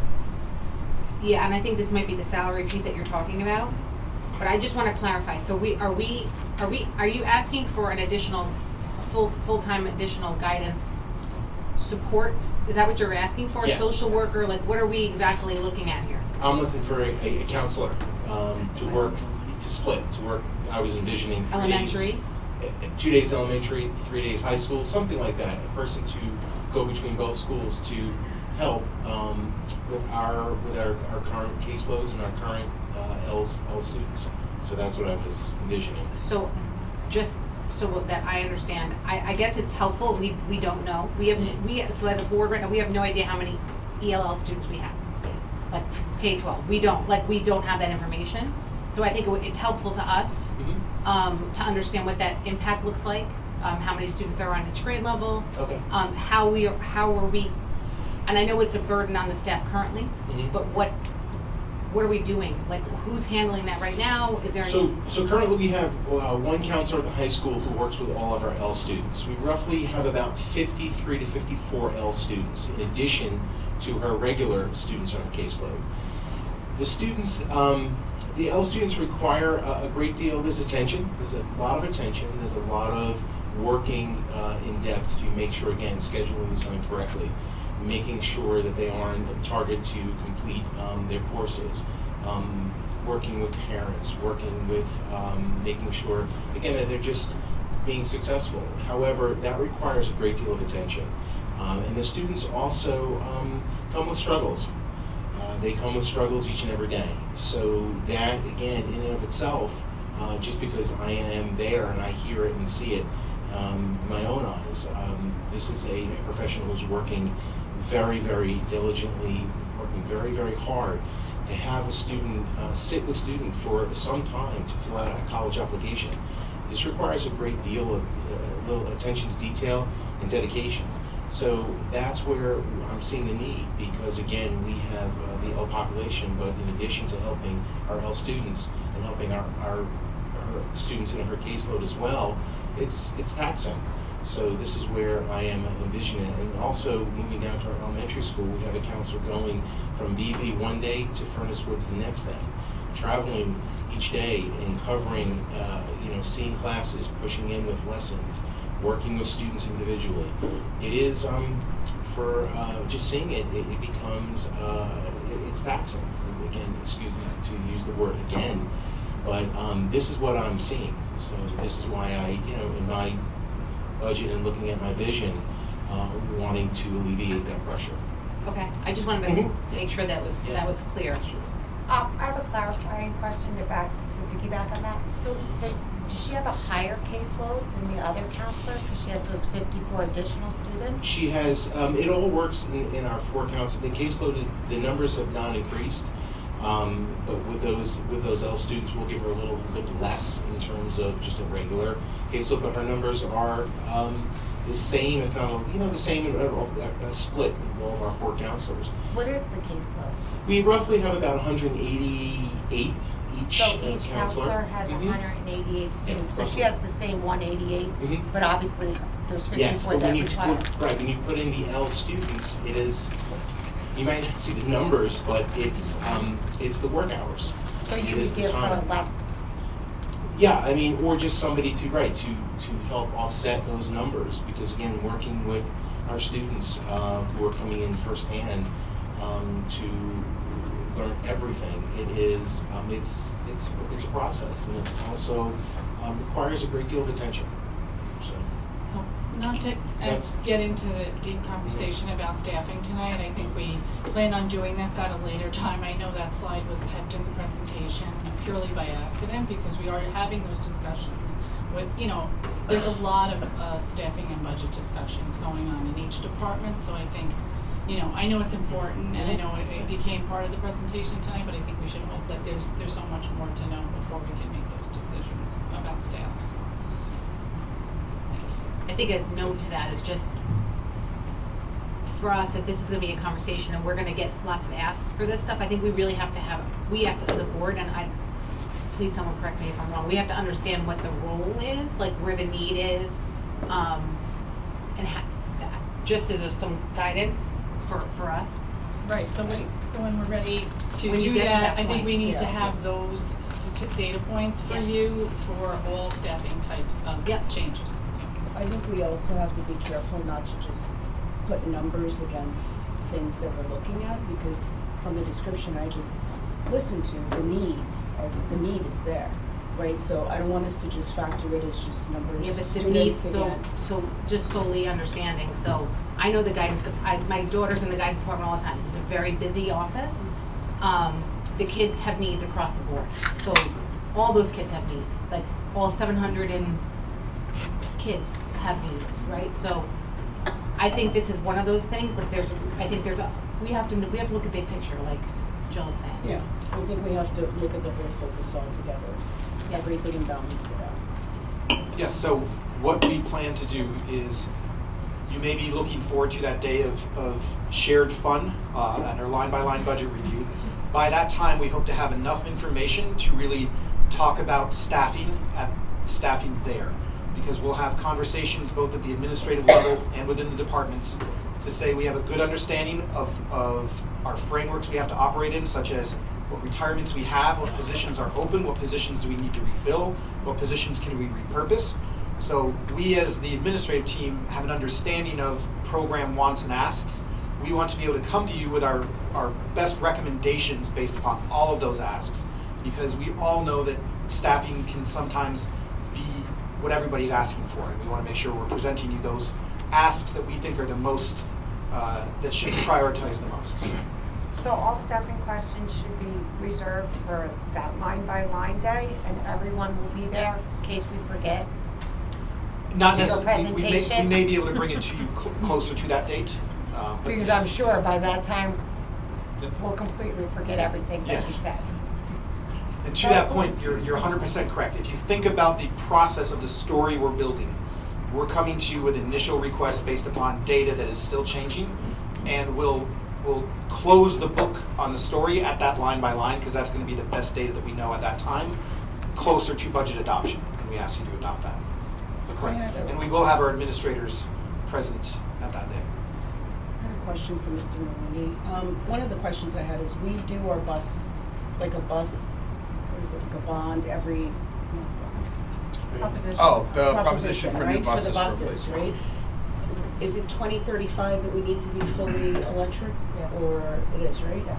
So I guess for us, we should start thinking about how we're gonna start to transition, because you get 10 to 12 years out of each bus, right? We shouldn't just continue to buy gas-powered buses. We can't. Okay. After a certain date, you're not gonna be able to buy a gas powered bus, so it's gonna force us to buy electric. But also there's gonna be, so if you think about some of the other districts that have 100+ buses, and they're doing this over a 10-year period, they're gonna have to get rid of their buses, which are gonna have like no miles on them, and they're gonna have to buy 10, 13 buses a year. So they're really gonna be strapped for cost. So it's gonna be the same thing for us. We're gonna have years where we normally buy 2 buses a year, 2 large buses, or maybe 2 vans. So moving forward, we're working with, like I said, Bird Bus is gonna outline a plan for transitioning from here to there. And we're gonna work out with Joe for the financing of that on those years, because there's gonna be some years where we're gonna have to buy more buses. Thank you. And we're not the only one in that situation, because if you think about it, and I don't know how the manufacturers keep saying they're gonna be able to keep up with no problem. They're gonna be able to produce all these buses over the next 10 years. It's not gonna be an issue for them, because they manufacture so many buses every month. I think that's gonna be a stumbling block, and I think there's gonna be other stumbling blocks along the way as well with the infrastructure.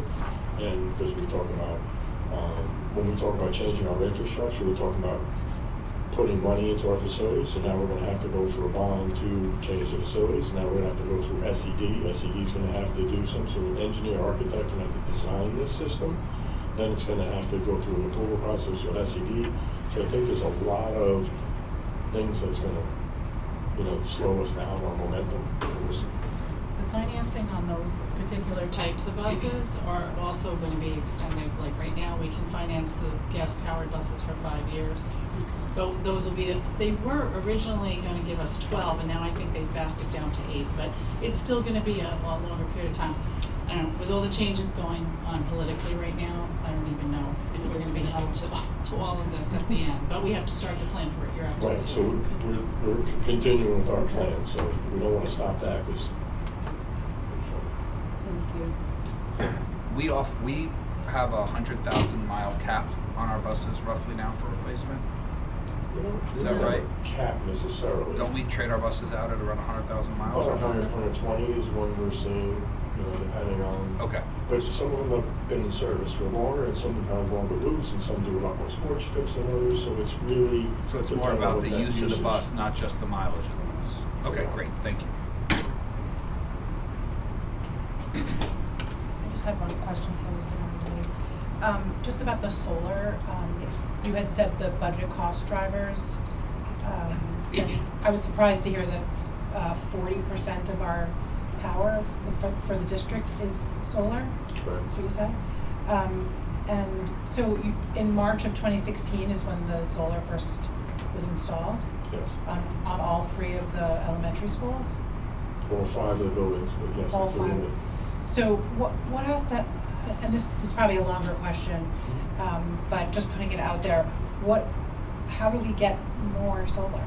Like what's the, is that something that you consider each year when you're, is that something that's not recommended anymore? Like, are we at the cap of what, because I know there's a lot of criteria that the building has to fulfill to get solar. Yeah, so with the building itself, there's only so much you can put up on top of the roof, Right. because there's things that cause shading. So on the high school itself, you have a large cupola, creates shading on the areas of the roof below. So you're not going to get your benefit of having solar there, because you're just not going to have anything that's going to be able to produce, because it's shaded half Right. the time. Same thing with other things. You have univentilators, you have air conditioning units up on the roof, you have exhaust systems up on the roof. All those create shading too. We have trees that are in some proximity. So all that was calculated, and these are the larger arrays that they figured that they could fit on the roof and have the most benefit.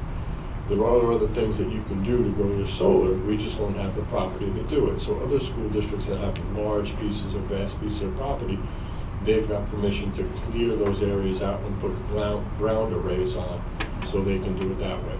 There are covered structures that you can put on your property as well. So if you wanted to cover your parking lot area, you see they're doing at the Croton train station, they're putting these large covered areas in. All that's going to be solar on the top of that to create electricity. So there are other means, it's just a matter of it being cost effective to do those different.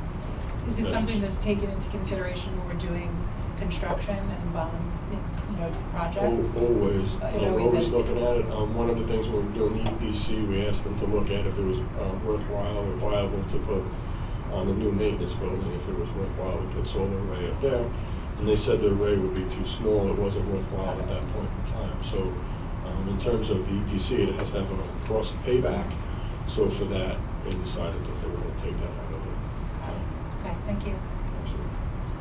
So again, I want to thank Mr. Baker, Dr. Klein, and Mr. Merlini for, as you can see, their detailed knowledge of their areas of oversight, which helped to add to the story and hopefully inform the board as we continue to refine our budget. So I'm going to let them go for the evening, and if we have any further discussions that require their assistance, we will follow up with them. But thank you, gentlemen, for your presentations this evening.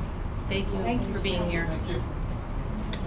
So as the board comes back to our parameters, these are our current parameters. I'll summarize, and I won't consult your intelligence to read them, but ensure that we have a proposed budget that's within the tax cap, which we still do not know our final number, just as an update. To have a responsive and adaptable program meeting the needs of our students, have provisions within there for contingent staffing positions, should there be changes in enrollment, allocate additional resources for facilities, as you saw reflected in Mr. Merlini's presentation this evening, provide enough money to meet mandates associated with the transition to electric bus fleets. Again, you saw how that plays out into a proposed program budget this evening.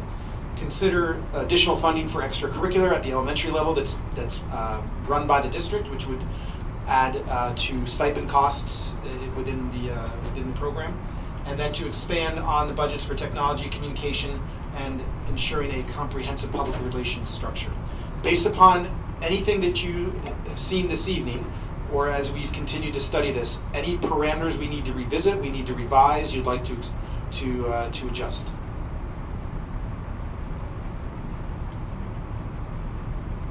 I'm just unclear about, I mean, maybe I'm just not remembering correctly, and someone who's more seasoned can tell me how we're going to not exceed the tax levy limit as a parameter when every budget presentation is going over. Like, am I missing something? No, you're not. No, you're not missing anything.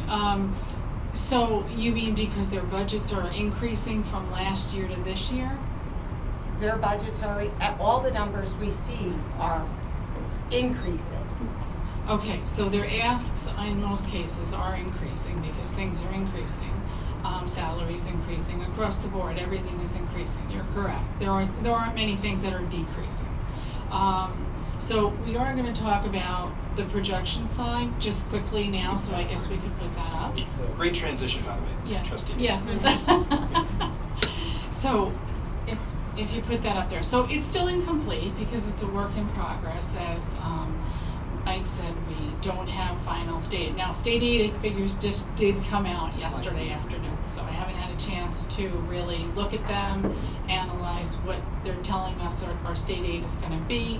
But in the projections that I put up, I did account for state aid less than what they're projecting, so that's a good thing because that means that our aid figure will probably increase on the projection. If you focus, Greg, on the, you can either just move, if you keep the 20, I'm sorry, I can't even see myself, 24, 25, and then to the right, mostly on the screen, because the other information is older, and anybody who wants to look at that could look at that, but this is more valuable to look at that part of it. So the green column is what we're looking at for next year, right? So what I did was I added our expenditures in the projected area on top, and then in the midsection is the revenue projection. So these are the revenues we would have to sustain if we wanted to meet those expenses, right? But we also have to remember I'm injecting fund balance, which is your point, right? How much fund balance are we injecting? And then how much of a tax rate increase does that mean? So those two can be, right, adjusted. So if we say, we're allowed to go to 54.2 million based on what I'm thinking the tax cap is going to come out to be, we're over by about 600,000 right now. But we also just found out this past week that we have retirements secured for next year. So those are not really factored into here because those will take out higher salaries and add in possibly some lower salaries, right, for over a long period of time. So I have to factor those in to this calculation. That will probably help us out as far as the total expenses go, so then again we'll be able to reduce what we're going to either raise in taxes or use from our fund balance to make the ends meet. Again, we're losing $2.2 million in in revenue because of the cessation fund reduction every year. I've taken that into account. and I've added that to the use of our fund balance. Now, whether it comes from fund balance or taxes are two different things, but you're right, if that tax dollar number goes over what the cap comes out to be based on the formula, then we would be exceeding the cap to do that, or we would have to use a lot more fund balance to help us get there, right? So we want to try to keep those things consistent. Remember too, we're budgeting, not to the dollar, we're budgeting approximately anywhere between 2 and 4% of our budget. I would say more closer to 2% extra in our budget throughout the entire budget. You have to. You can't budget right to the penny. You don't know what kinds of things are going to happen. Are we going to have staffing, extra staffing because we have leaves or of absence and things like that. So now we have to pay 2 salaries at once. Or because our population is changing. Right. We need to increase and that staff goes to our second goal. for other reasons, right? What are our priorities for that, right? So these are all moving targets right now. You can look at the projected years out, but I also added fund balance at the bottom of the screen in the gray area. That was a request from the last time we presented in public. So again, these are all just estimates. So in the gray area there, because I thought that was appropriate, we have this year our audit that just ended and our year that just ended, 23-24. We're ending the year with a $29.2 million fund balance. So that's what we started out this new fiscal year with. We already know out of the $20 million that we have that we could put aside for cessation that we're going to try to use over time. Every year that number's going down by $2.2 million.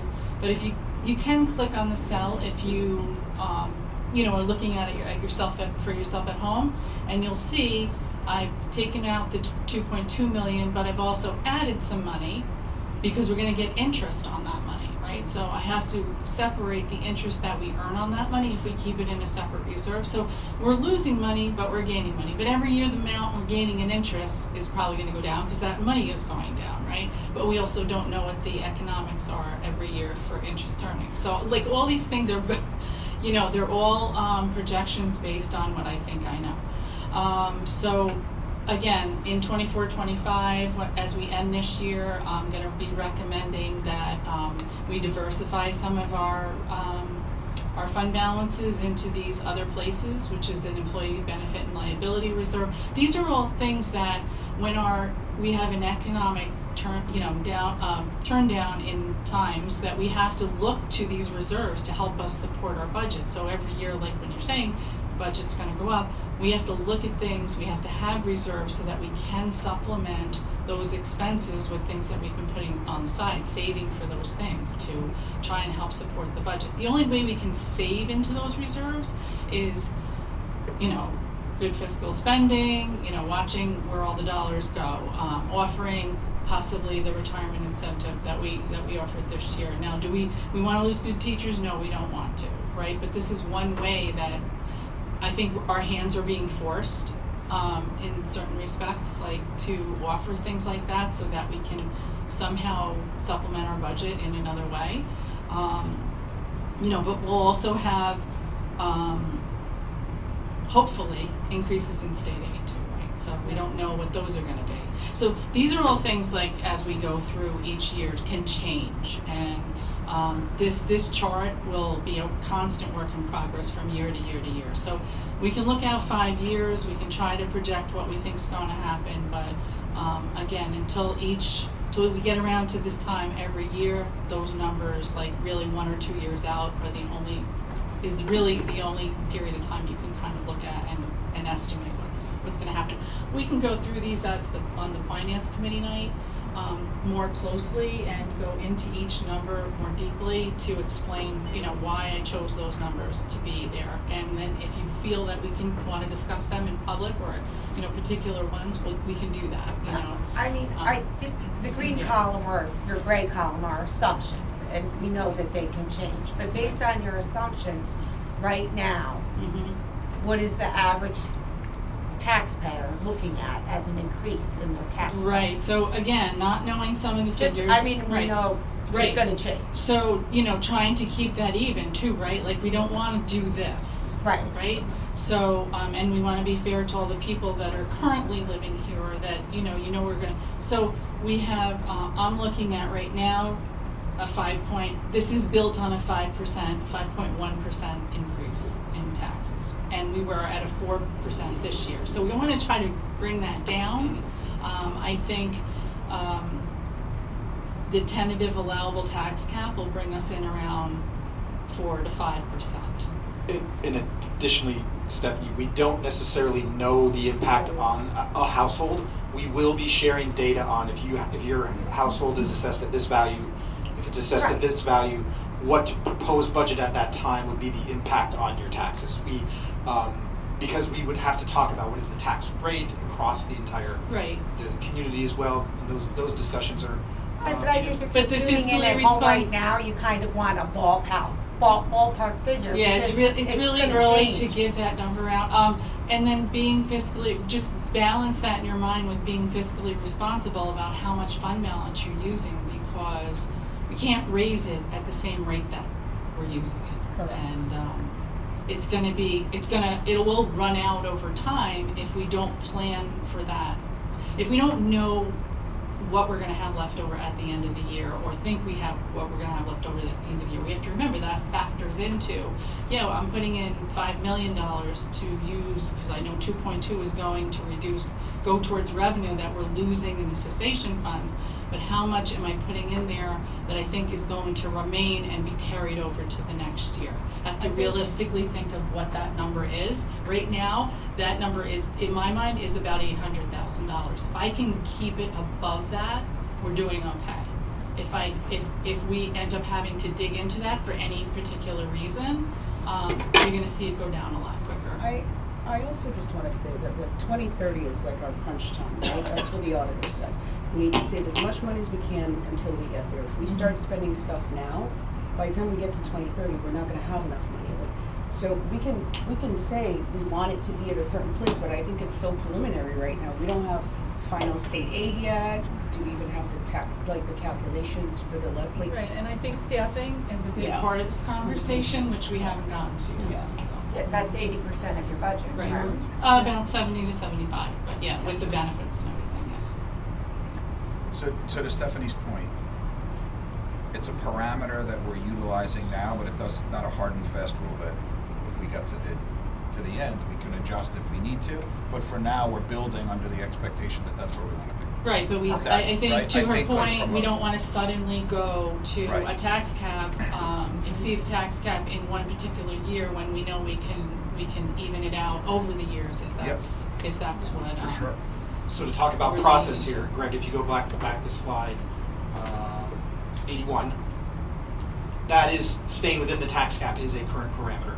Keeping in mind that these are also the initial requests from not the initial requests, because they have been reviewed at individual meetings, at administrative team meetings. These are requests that our administrators know could change as well. So if you see the budgets that each presentation is going up, we could go back and say, well, we need to cut supplies by 20%, and that could be a directive to, just as an example. That's probably not where you're going to make the gains. Your second parameter is to support a responsive, adaptable instructional program for our diverse student needs. So I think that's where I was having that disconnect. That our population is changing, and we know that we need additional staff some areas. So when we talk about staying in with the tax cap and that we definitely need additional staff, and Jeremy, you clarified it for me. It's a parameter and it could to pull back, it's that we want to provide the best program we can for students within a fiscally responsible manner. So that may mean shifting resources from something that had been there to something that is more of a need now. You're exactly right. So, Greg, if we skip to slide 84. So we already engaged in our conversation. Just a reminder of the budget development calendar. Next public session, we will have Dr. Ruller and our building leaders present on the curriculum and instruction budget. They'll share some highlights of this past year's impact of curricular programs and instructional programs. And so that will be Dr. Ruller leading our principals through that. So just a reminder of some of our major milestones here. And if we go to a reminder, so you'll see these slides through each one of our presentations. The parameter slide, the discussion slide, a reminder of our calendar of events. This is our budget vote reminder. You see here that the budget vote is on May 20th. Should we need a revote, that would be June 17th. And then that revote would come under contingent budget rules. The next slide is a reminder of those contingent budget rules.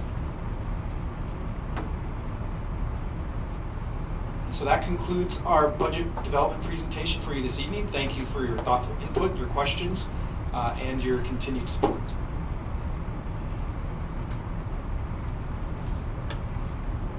All right, that brings us to, thank you everyone. That brings us to our superintendent's report. Thank you. I had in my first introduction to the superintendent's report said it's going to be short because we have a very lengthy agenda, but now that I'm reading through it, it's not that short. So I'll try to make this as quickly as possible. I want to first take a moment to recognize, well, first of all, hope everybody's staying warm during this cold snap. We have had some facilities items that we're keeping an eye on, particularly the water main breaks within town. They were in contact with Mr. Bellini, and true to that contact, where we were told that it would not necessarily impact us, we have been spared from any major impact of those water main breaks. I want to take a moment to recognize our high school AP Computer Science program. I'm proud to share that Hendrick Hudson High School has earned the College Board's AP Computer Science Female Diversity Award, and this is given to those programs that expand access to AP Computer Science principles for young women. This achievement highlights the school's commitment to fostering diversity in science, technology, engineering, and math programs, and also at the same time providing equitable opportunities for all students. Hendrick Hudson is one of only, high school is one of only 847 schools nationwide to receive this distinction for the 23-24 school year. And out of 1,100 or so schools honored for their efforts to improve female representation in AP Computer Science. And I want to extend a heartfelt congratulations to Mr. Yee for his dedication to this initiative, to Principal Scollins for her leadership and support, to Dr. Ruller and to Ms. Joy for their administrative support as well. The combined efforts have played a key role in making this achievement possible, so congratulations. You'll hear us, I have a bullet titled Looking Towards 25-26. As a part of our budget development discussions, we are also having a lot of discussions about how to provide a better program based upon the resources that we have or based upon our student need. So you will often hear us, or community members may often get wind of changes we're considering. Please note that any change that we're considering that will impact families, we will communicate as quickly as possible once we have a solid direction in which we're going to go. We aren't always 100% in which direction, but when we feel that we're at a point where we can share that information, so families may need to start planning, we will share that information. That includes something we are exploring and in the early stages of planning out in terms of considering changing the Hendrick Hudson High School start time and bell schedule with the Blue Mountain Middle School start time and bell schedule for next year. We are exploring this, and that would mean that the high school would start at approximately 7:50 and Blue Mountain Middle School would start at 7:25. This is still in the exploratory phase, but I wanted to let the board know that this conversation is occurring. We're having it at the administrative team level. We've asked those groups to bring it back to their site-based teams. And so keep in mind that we are still in the early stages of this consideration, and we have a number of stakeholder groups that have been brought into this conversation, so it's not being made in a vacuum. I know nobody wants to think about start and end times at this time of the night, but I did want to be transparent in that. We continue to advocate for increased funding for the school district given the financial situation that we are in. So when you take a look at how we are going to shepherd the community through the loss of the Indian Point revenue, it's not only with fiscal responsibility and budget development, it's also for advocating for the fact that our community does have unique needs. So at my monthly meeting, I hold a monthly meeting with the town of Cortland, Dr. Becker and his team, supervisor of the town of Cortland. Dr. Becker recently shared with me that as a direct result of the letter that we read in public here at a board meeting, that I then shared at the December Indian Point Decommissioning Oversight Board, as a direct result of that and the support from the Board of Education, our teachers union, administrators union, clerical union, and our PTA advocacy and executive boards. He had a conversation with U.S. Congressman Mike Lawler, who would like a chance to discuss opportunities to assist our district. So Dr. Becker's office is coordinating that meeting between Representative Lawler's office and our advocacy groups, and I greatly appreciate on this and many other aspects the support and partnership we received from Dr. Becker and his staff. I do have some questions that required follow-up from last meeting. We had a few questions posed during public comment. One of those questions related to how we assess the elementary restructuring. And we've mentioned this before. Informal evaluation of anything we do in a school district and a school system is always ongoing. And if we recall our work with Dr. Bradley Geis, he emphasized that evaluation should incorporate multiple measures with a strong focus on student growth and achievement outcomes. And my recommendation has always been that for evaluating the new elementary configuration, that starts with clearly identifying our core values.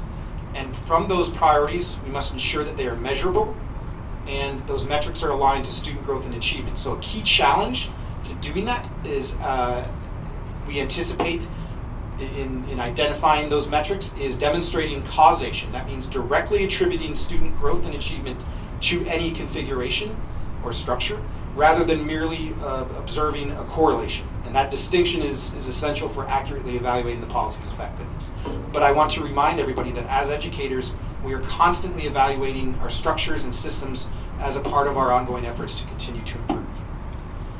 A question was posed regarding what is meant by equitable education, and I believe this was related to one of our parameters when we talk about ensuring that we have a program that meets all students' needs. And how does teacher voice come into that was the second part of the question. So from a budgetary perspective, we are mandated to ensure that each building and its students receives the resources necessary to provide that equitable education. We submit data to the state of New York to confirm that we are allocating funds in compliance with state regulations, and this is accomplished through our financial transparency report. These reports are all published on open to the public. If you do a simple search when your internet browser of a New York budget transparency report and then put in Hendrick Hudson, you'll be taken to a page where you can read our report. Those transparency reports are reviewed at the state level, promote accountability, equity, and informed decision making by providing detailed financial data on school district budgets. And by breaking down multiple expenditures by schools, these reports help identify disparities that could exist and highlight areas where those disparities may disproportionately affect students. When we talk about teacher voice, it's integral to our budget development process. Budget code owners, such as those individuals who presented tonight, they consult with teachers to gather individual requests, and administrators engage regularly with building-based teams of teacher leaders, and teachers also serve on numerous committees and site-based teams, further contributing to their input. There was a question related to if we had in our budget parameters focus on improving our facilities. This coincided with the release of Westchester County Public Health reports, and there was a question of how we could provide a safe environment when we have those health inspection report violations. And my response to that is that safety encompasses more than just food safety. It's a multifaceted approach that addresses various areas. We have building safety teams that meet regularly to monitor safety protocols. We recently strengthened our safety and security efforts by bringing on a full-time coordinator of safety and security.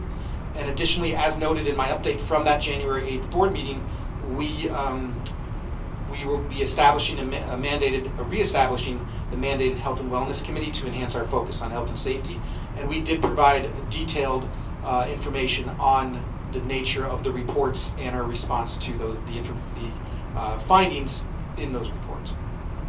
And finally, there was a question on how are we using the fund balance, which leads to some of the discussion we just had, and how accurate are the projections regarding so the community can make informed decisions based upon those projections. And as we just mentioned, it's difficult to have 100% accurate financial projections, as many factors are subject to change, including the fact that we just found out our initial run at foundation aid today from the governor's budget, and that is still an initial run of her submitted budget, which now has to go through the political process of budget adoption at the state level, so it could change from here on out.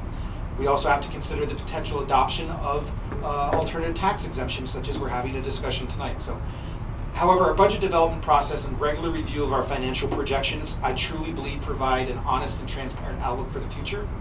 And this transparency is crucial in helping our community understand the district's financial status. And just as a reminder, we engage in both internal and external audits who conduct independent assessments to ensure that we are spending funds wisely and in compliance with regulations. And additionally, we receive financial ratings that forecast our solvency and financial stability, which we can provide an update on. There are no other questions requiring follow-up at this time. At this time, will tell my children to go to bed if they're still watching, and I will ask Dr. Stephen Garcia, Assistant Superintendent for Human Resources and Leadership Development, to provide his update to the Board of Education. Yeah, I just have a very brief update because I know it's a very long meeting, but it has been referenced here tonight. I want to thank the union, the HHEA, and also the Board of Education for getting together and approving the retirement incentive for the members of the HHEA. So the due date was to notify us of their irrevocable letter of resignation for the purpose of retirement. It was due last Wednesday, and then on the board agenda tonight, you'll see that there are 16 such members of the HHEA. For this end of this school year, we have 7 teachers who will be retiring, and then the end of 2026 school year, in June 2026, we'll have 9. That includes 1 nurse. Nurses are part of the HHEA unit. So that's a total of 16 teachers who will be departing us, and we will have, I'm sure, ample time to honor them and to thank them for their service. But we know that will have a budget impact, as Jill said a few moments ago.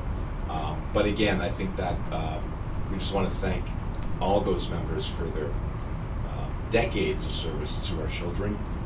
It is bittersweet when we see teachers who retire, but it's an opportunity for the school district.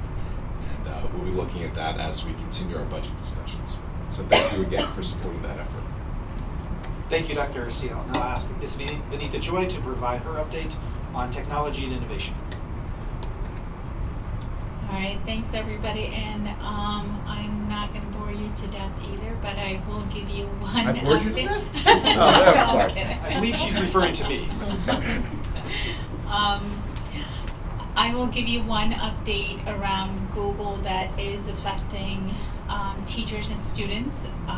We did receive, Google has always told us about any add-on services that Google is providing to our students and teachers is not at Law 2D compliant.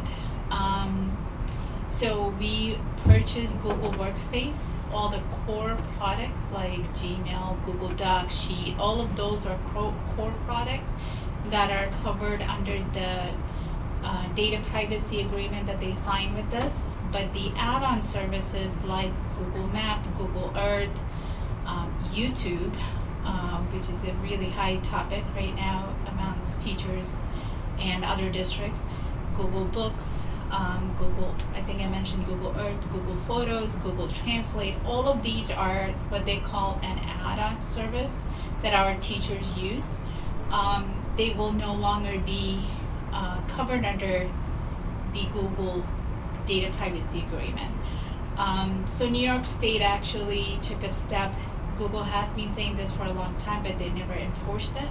Now they put it on writing on a letterhead that says, as of March 1st this year, if you don't have individual data privacy agreements with all of these third parties, you have to turn them off on your network. So we have had so many conversations with BOCES in the last 2-3 weeks. A lot of conversation in our technology groups as well, because we are forced to turn them off. We did talk to our teachers union leadership about this a few weeks ago when the letter came out. I will be sending out an email to our teachers letting them know this is happening as of March 1st. But our technology facilitator, Nikki, has been working on ways to using it. Teachers can use it, students cannot. So ways to incorporating YouTube. So some of the parents who sometimes emails and calls me saying, "Can you shut down YouTube?" They might be happy that we would have to shut down YouTube, but we would have to teach the teachers how to embed a YouTube into their Google Classroom or Schoology lessons rather than just giving a link. So there's ways to doing it. So that's something that Nikki is going to be putting out some of those helpful topics so teachers can get some training around it. And BOCES is also supposed to be providing a website for teachers. I don't know when that's coming, but they're supposed to be providing that resource as well.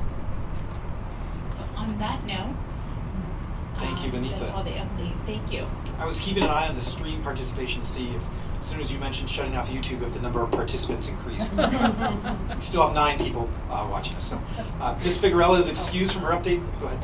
So I was just going to have a question for you on that. Are we planning on going into agreement with any of those add-ons that you mentioned? So for example, like the Google Translate for the slides, because that would be a helpful tool for students, especially with the population we have. So are we looking to do that, or are we just looking into finding other services that are already covered? So if you really look at Google's site, on their Google support site, they tell you clearly they're selling the information, right? Because that's how they make their money, right? Like, so it's not their core, it's their add-on product, which is a third-party source that's probably on, open source that somebody wrote for them. So they don't want to take on that responsibility. So if you reach out to YouTube, they're not responding, right? Google Translate, they're not responding. So it's not that we're not reaching out to them directly.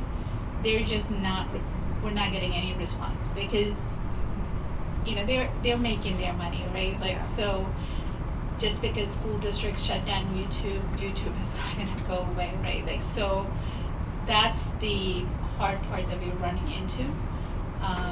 So most of the districts, we have tried reaching out to them, but there hasn't been any success in that area. BOCES is also trying, but they're not having any success. So I did attend one of the meetings with the New York State Data Privacy Officer. They're not stepping back on this. They say we're going to come hard on the districts if you're not turning these off. So our hands are kind of tied at this point. So we will have to do that. But we'll support our teachers on other ways to using Google Translate and all of those things. Because by turning off the extension, there's other ways to using the Translate. It's just not the normal way teachers are used to using it. Thank you. Mm-hmm. Thank you, Benita. Ms. Figueroa will be providing a presentation on the alternative veterans exemption discussion, so we will ask Mr. Chris Moreno to provide his update from Pupil Personnel Services. Thank you. So after a meeting with our mental health providers and our administrators across the district about our initial rollout and implementation of our BMMS social emotional screener, we're continuing with that process at the middle school over the next few weeks. So that'll be done depending on student teams. That's going to be done by teams throughout the next couple of weeks. Our elementary and secondary special ed teams have worked with Nikki, our instructional technology facilitator, to learn and be trained on our School AA platform and how we can harness that to improve our practice in both creating lessons and resources, but also our IEP development. This year, our district is part of the Indicator 8, which is an indicator which requires parent surveys. So we are going to be working and partnering with SEPTA to help facilitate that process and get as many of our parents to fill that out and send it in so that we can, again, inform our practice as far as our programs and making sure we're providing everything that we need for our students. And in that same vein, we're working with SEPTA now to kind of create some more interactive programming and presentations so that it's less of a traditional presenter and speaking on a topic and more of an interactive model for our parents. Thank you, Mr. Moreno. And we will end out the update this evening, portion of the agenda this evening by asking Dr. Reller to share any updates from curriculum and instruction. Good evening, everyone. I'll try to do this chronologically. Lots happening. So if you are a parent of an incoming kindergartner or an incoming UPK student, registration is open on the website. Please visit, get your paperwork in, and we look forward to welcoming you this year. We are in the midst of benchmarking, winter benchmarking K-8, although there are also some students at the high school using iReady right now. That will continue for the next couple of weeks before we get to elementary report cards in the beginning of February.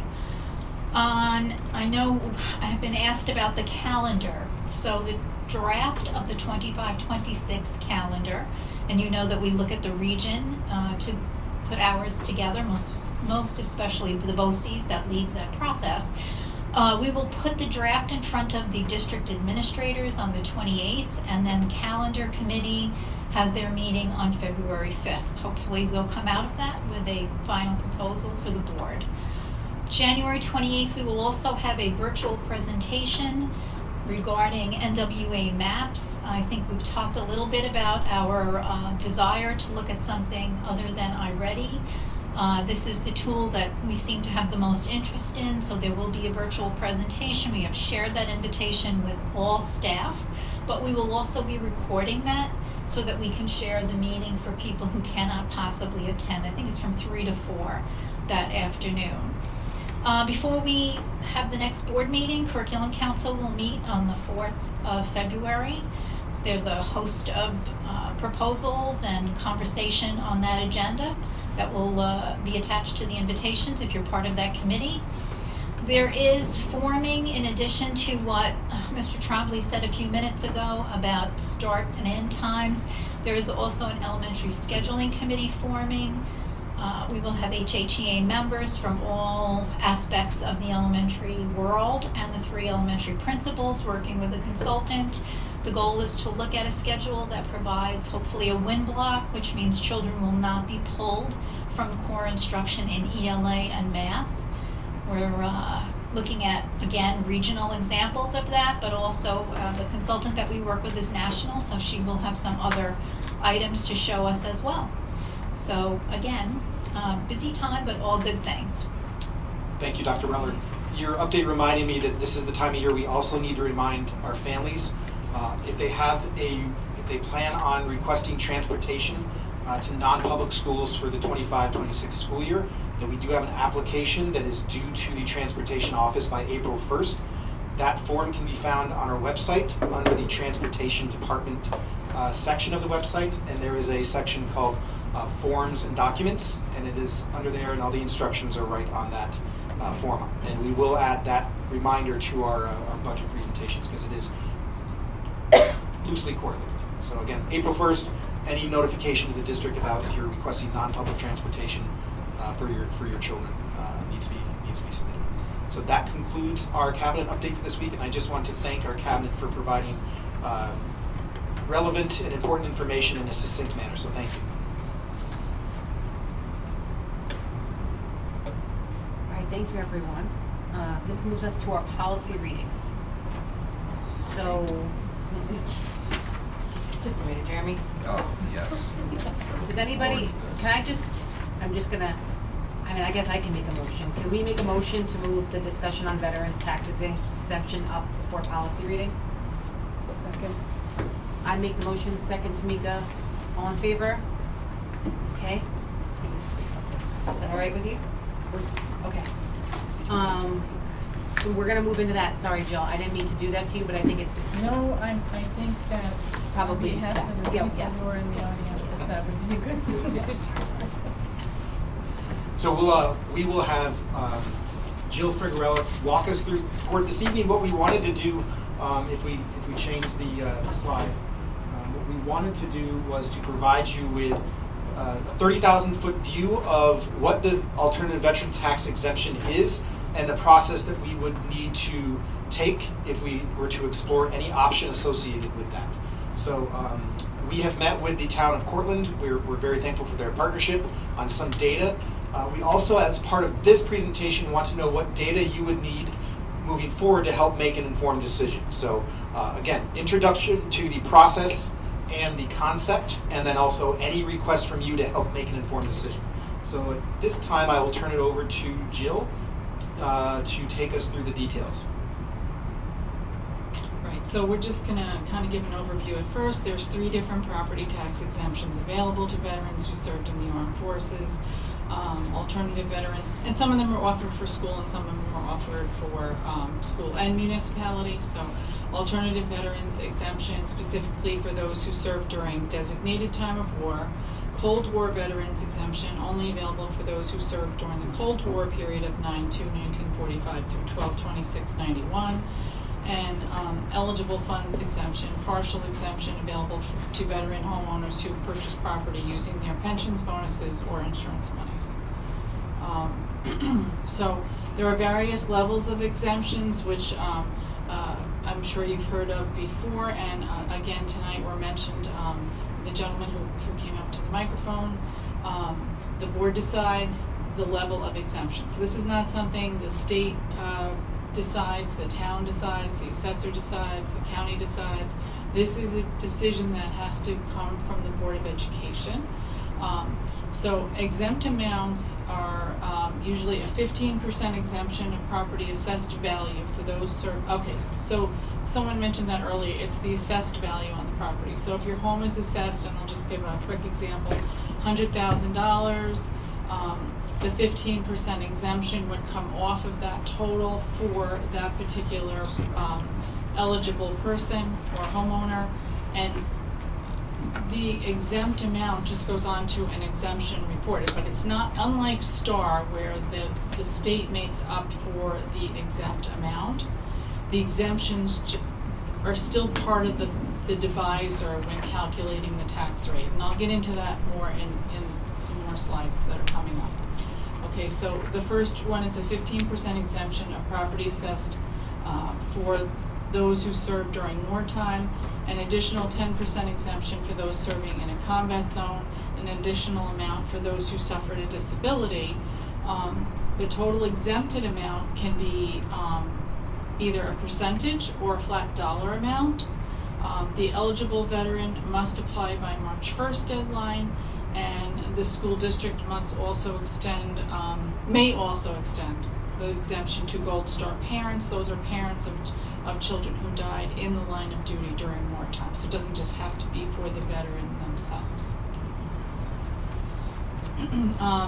So the exemption overall provides tax relief for eligible veterans who own a primary residence in the school district. So they have to be a primary resident. The exempted amount of the assessed value remains part of the overall taxable assessed value. Again, that's what I just explained. It stays on the tax rolls. It shifts, and it gets calculated using the rate gets calculated. The new tax rate gets calculated, still using whatever the total overall assessed value is for the town. But when each individual home is then taxed, their taxable value changes because of their exemption. So essentially the tax rate increases when the value of the exemption increases, right? Because now it's shifting to another area. So I did get some information from Cortland, so that's actually an old statement there. So what are the levels of exemption available, and what veteran exemption levels do surrounding Westchester school districts adopt? These are the amounts that all of the school districts around us in Westchester County have adopted. We are the only school district on this list who has not adopted a veterans exemption. They're all, you can see they're various levels. The basic level is the 12,000, 8,000, and 40,000 level. So if you go to the next slide, it kind of lays that out. So those are the state law basic maximums. The board can decide what those maximums can be. And if your wartime exemption is in other words, it's a straight line there, right? So if your wartime exemption is $15,000, your combat zone, it would be a $10,000 exemption, and your disability would be $50,000. So the board has to decide whether or not, first of all, that they want to adopt something like this, and then again, at what level, right? So the maximum, I don't know why they call them reduced maximums, but give it odd names. So the reduced maximums would be no lower than 6, 4, and 20,000 across the board, or 9, 6, and 30,000. And again, the basic maximum right now is 12, 8, and 40. So if you go back to the slide before this, you can see that many of them, the majority of them, are at the basic state maximum, which is the 12, 8, and 40,000. Okay, we can keep going. Okay, so I asked Cortland to take a look at who our eligible veterans were that are currently receiving the exemption for the town. And this is what they provided for me. So right now, our tax rate is at $1,198.86. You can see that on the fourth line down there. That's our tax rate per $1,000 of assessment. Based on what we know for the veterans who apply for it now and who are eligible, there are 299 parcels. It would increase the rate on the tax rate for those people to have the exemptions. It would increase the tax rate by $2.01. That is per $1,000 of assessment. So if your house is $500,000 times $2, that's what your increase would be. So there's an example here. If we go to the next slide, I think, or is it down further? Does that slide scroll down further or no? No. Okay. So that's what you would have to figure out, what the basic value of your home is, and then multiply times the $2.01 to get what the savings would be. So if you were entitled to the exemption, and those exemptions were $10,000 or $15,000, it's that number times the $2 would be the savings for that veteran, and then the $2 per thousand for Jill. Yes. If my memory serves, our houses aren't taxed at a $500,000 value or assessed. They're assessed at like $7,800. Right. So there's an equalization rate that's applied to everybody's home. But it's not utilizing the equalization rate. Right? That's before the equalization rate. It's on the number. It's $2 per assessed value prior to that equalization rate. No, it's the same thing though, because everybody gets equalized before they develop the rate. So if you're. But if you're doing $2, you have to do it not on the market value of the house, right? It's already been changed. So that is equalized. So $1,198.86 per $1,000 of assessment is after the equalization rate was applied to the total assessed value of the town. So that's your tax rate right now for the Cortland residents. Tax rate per $1,000 of assessment. And it would go up to $1,200.88 per $1,000 of assessment so you're talking about $2.01 per $1,000 of assessment, approximately. Everything can change, right? Because more veterans can come on, veterans can drop off, more people learn about the fact that they can have the exemption. What's the average assessed value of a house? I guess that that's the question. That was just going to be my right? question. Because I Average. don't think it's $2 on 500,000. No. I think it's gonna Right, but it doesn't matter. Once you equalize, it'll say $7,800 on your tax, but that gets equalized. Yeah, no, but what I'm saying is the assessed value is a number that's a very small number. It's like it's like $7,850 is the average one. Let's just say that. I think I have that number in my head. So it would be $2 times. No, 7.8? that 7,000. No, it's here. The 7,000. I didn't show it on the other side. Yeah, that's why. I'm just trying to at least articulate it so that people at home follow along. Okay. So while Jill's finding that, I am recording what questions you have for data that you need. But that rate has already been equalized to 100% of the value. So even though I'm not showing so the average home in Cortland, even if you looked at it, because Yeah. it's equalized at like 1.52% of the actual value. Okay. Once you increase that to 100%, your taxable your tax rate would increase, not for the veterans, but for the others by $2.01 per $1,000 of assessment. So yes, you're right. Okay, if you want to look at it. If someone's following And a it along different- at home, it wouldn't yeah. be based on the equalization. It would be on the pre-equalization number. So it would be $2 Right, but then times everybody 7.8 gets would be equalized like $15. to But- 100% before we do that. But for someone to follow along at home, they would take $2 and they would times it by 7.8, correct? Okay, yeah. So it would be like $15, $16. Per household. That's what I was just trying to figure out. If you go to 500,000, Yes, it's about 15. someone can't figure that out at home. It is about $15. If you go to 500K, nobody can follow it at home. But So that's only on the average home, yes. correct. Yeah. But what I'm saying is, if you take the 7,800 as the average assessed value, Yes. and then you say it's $2 per 1,000 of assessed value, in that case it would be 7.8 times $2. Yes. Right? And that would be the household impact annually. Yeah, you're to going offer at it this. from the other direction, Yeah. but yes. Just so someone Okay. can understand the financial impact, because Yeah. that's what anyone, I think, is going to care about most. And that $15 is if the maximum amount of veterans that we have calculated takes And it's on average, so if And your house that's is only assessed the at average 100, home, because you right. could have a $300,000 home, you could have $1 million home, Correct. right? So those numbers can. And this number that you're providing on average right now, if we say we go up about 2, is on which of those levels? So if you, all of them? well, no, the basic minimum. The basic minimum. maximum, they call it. We the just go basic back minimum. to that one, I just wanna see what that one looks like again. Right. So you're talking about the 12,840? Right, well, that's the savings for the veterans off of their assessment. Yeah, but you're looking at that, Right, you're looking at that level? Right, and that amount of the exemption gets shifted to the divisor that is used to calculate the tax rate. And I'm gonna ask another clarifying question. Those numbers, that's in total of the people who were wartime, or is that per individual? That's Like, individual. So 12,000 for $12,000. any individual veteran for, Mhm. okay. Yes, and you could equalize the number first, or you could then multiply it later. but So Thank you yes. for helping me. For people Sorry. understanding No, thank this, you for that helping is me the think amount through it. of exemptions they claim on the assessed value of their house, if they qualify for each of those three. Right.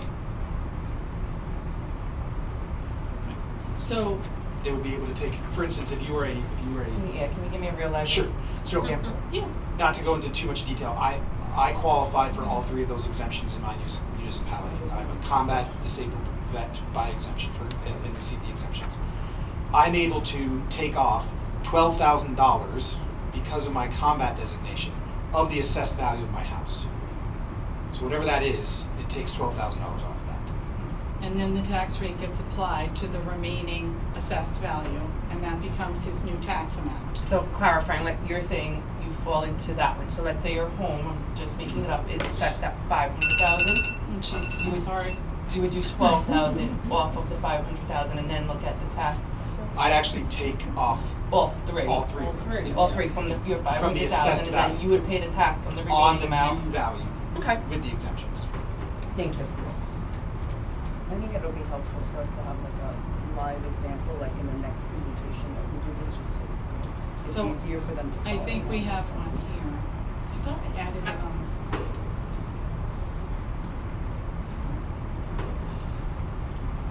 Greg, if Jill adds it, you may just need to refresh.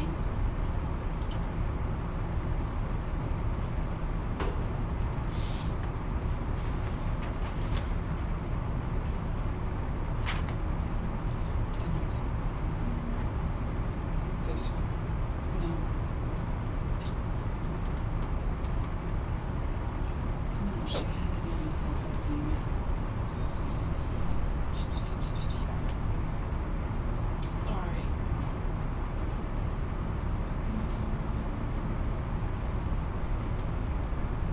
But you're right, it's about, on the average home, I did go through this with the assessor, it's $15 per one household annually Yeah. So, on school taxes. I'm not finding it at the moment. So Jill, we can, in Yeah. the next discussion. I we can put add it to the example. slide so that it'll be on, it's a living document and anybody can, yeah. So I know we didn't get there yet, for the next steps. I was just wondering, when though would we need to make a decision so that if we were to say yes, that all of these next things could happen for that timeline? So this wouldn't happen for this school year, Yeah, it says- which would be September, it would be September of 26. 2026. Right. But we have, So we they have can- like different steps that we have to put in, correct? So we're working with our attorneys to identify specific dates because we have to let the town of Cortland know, I believe, by March 1st of this year, if what the school district is considering so that they can apply that for the 26-27 tax year. In general terms, the next step would be the board decides to adopt any combination of exemptions. We would have to have a public comment period and then a public hearing after that public comment period, and then a board vote on the resolution on the specifics of the exemptions. And it can, like you said, it can be any combination, and that can be updated too, like if there's a value that's, just to get it, initially, put in motion, and then those things can be amended from year to year. What some districts have done in response to community understanding of the impact on their particular household is they've gone to a lower level than they might have considered, such as the basic, to see the impact of it, and then you can make adjustments from there. So there is a frame of reference for households if the district were to apply additional higher level exemptions. Because there's so many variables that we do, as some of the individuals in public comment said, we do have to play out the maximum level of impact just from a point of reference. Have you reached out to any of the school districts locally that offer it to ask them what the impact has been for their tax rolls? I mean, So Jill and I both come from districts where they've implemented it within the last couple of years, and it really depends upon the actual municipality itself, the district itself, because there's so many variables. What is your overall assessment? What is the tax rate there? So it's more about the process of implementing it than seeing what it has done. Correct. Good question. So we wouldn't be getting any sort of dollar amount before we can make a decision? We give you our best estimates at the total Because impact. we don't know who's gonna take it, You don't know who's gonna take it, you don't know. what, And that can change from year to That year, can change. correct, right? Yep. and that's what the gentleman was saying about, like, we're gonna come up with the worst case scenario. But that $2 is roughly it. For right? this, So it's yes, for. on average of $15 per household in our district, that is the worst case scenario. That that the other households would have to make up $15. Yeah, $1 a month, Per $1.30. household. $15. Yes. $15. A year. 1.5. 1.5. 1.5. So $2 per assessed value.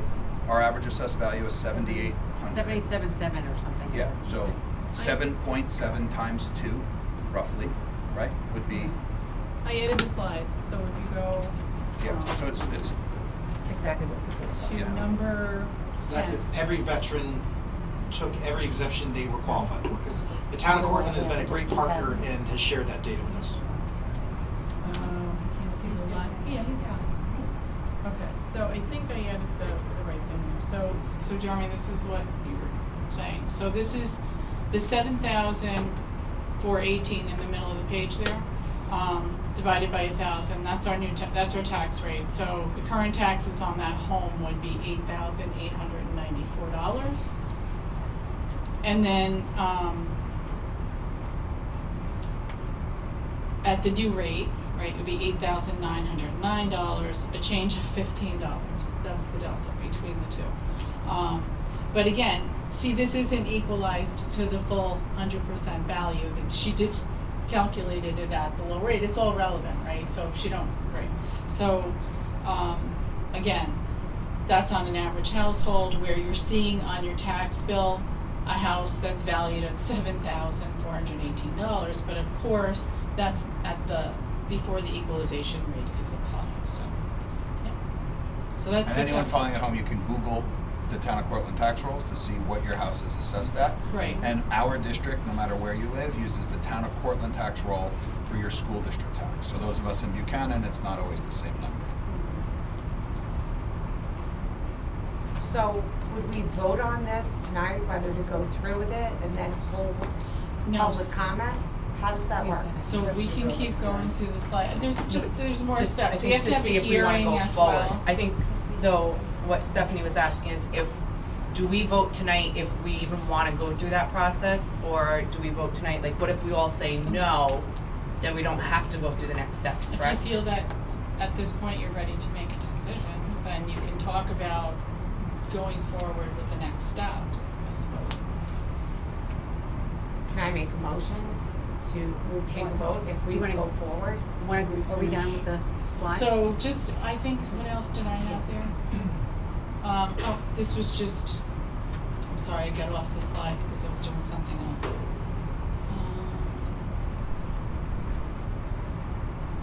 I think I went through all of this.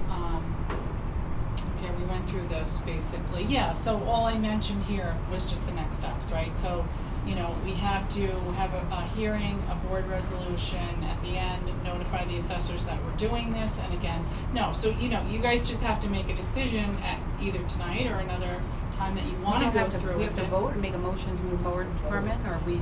Yeah, I think you do. Well, you guys have to decide on what the. First, what before you're we gonna- can come up with a resolution, you have to decide Is what- this that to go something- through with it and then at what level. Right. I know we have on here too, like the public comment, the public hearing. So I just looked at the Does this have to dates. get but does this have to get voted by the community as well? Just they No, given there the has to be, opportunity to? yeah, and then we have to hold a hearing, like That'll say be one night before before a board board meeting. meeting. Right. Right, so I was just, we have to tell the town of Portland by March 1st or something, Yes. right? So I was looking February 5th, we could have the hearing, if you guys decide tonight, then we can adopt it on the One more day, 26th. yeah. And then we would be in time for the March 1st deadline. Okay. Can you go back to slide 7 for me, Jill? Because I'm just looking, you know, everyone who's surrounding the Croton, the Peekskill, the Lakeland, the Putnam Valley. I'm looking at what they offer, and it's all the same. It's 12,000, 8,000, Right, so they're at the 40,000. basic level. They're at the basic. Yeah. Some of them are higher, some of them are lower. Can't be lower, but some of them, well, they could be lower, but I don't see anybody lower. Yeah, Nobody- I think that yeah. we should do the basic level, as you said, Mike, to see what tax implications that is, and to go forward from there. Yes.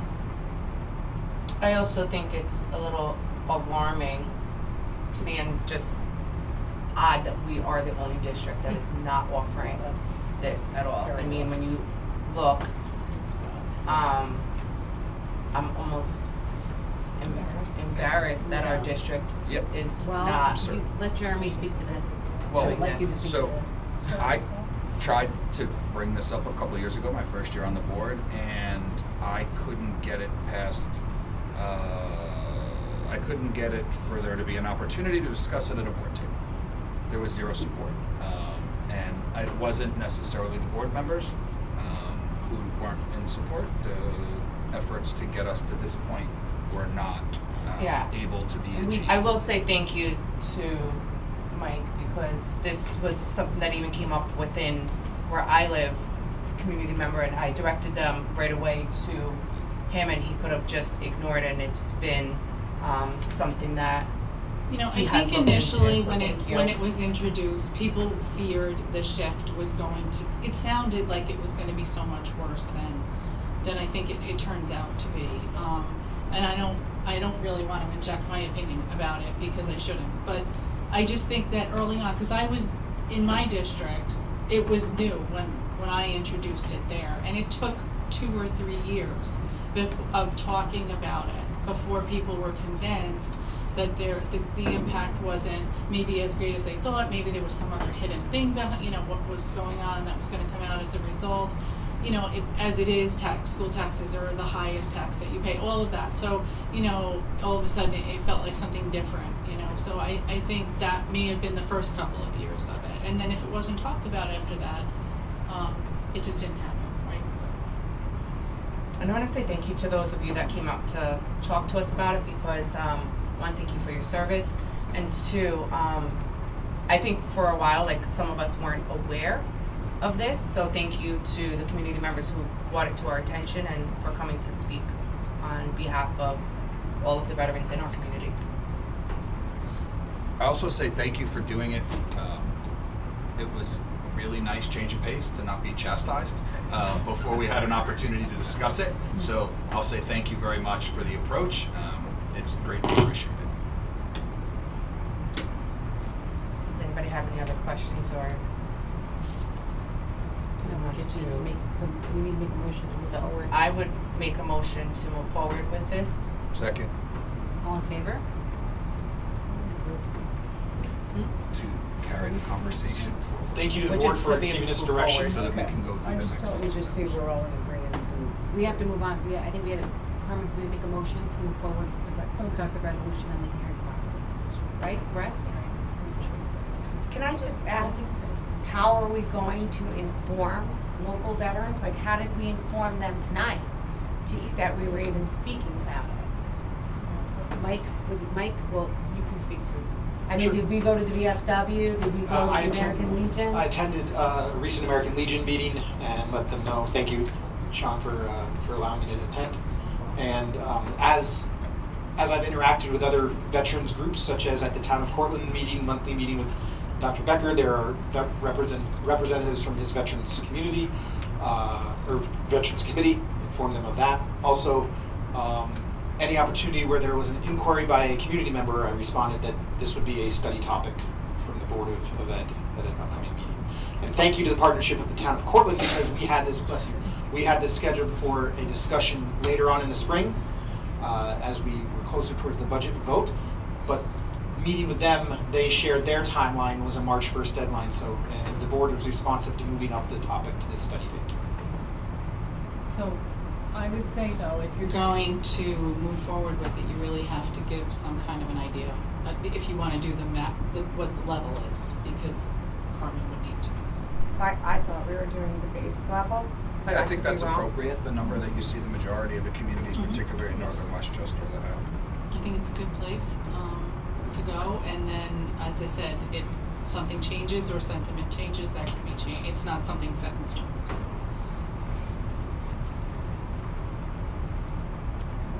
So then, Carmen, you publicize when the public hearing will be? Yes. Sounds like it's gonna be February 4th. February 4th. We're going to double check with legal counsel the process because we want to make sure So there that could be like a waiting period. there has to be a public comment period.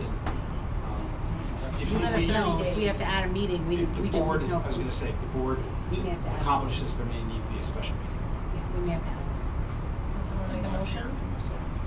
Make a motion for whatever Carmen is Base telling me to level. make. For base level. Base level.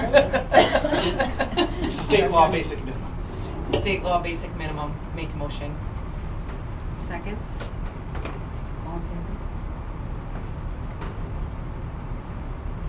Thank you, board, for that discussion and that direction. We'll make sure we get back to you. The data that I have to follow up on is not only finding out the timeline for this, your direction to explore the state law basic minimum, what's the average assessed value in town of Cortland and Peaksville, and can we have a live example that shares dollar amounts to demonstrate possible impact? All right, well, that moves us into our policy meeting.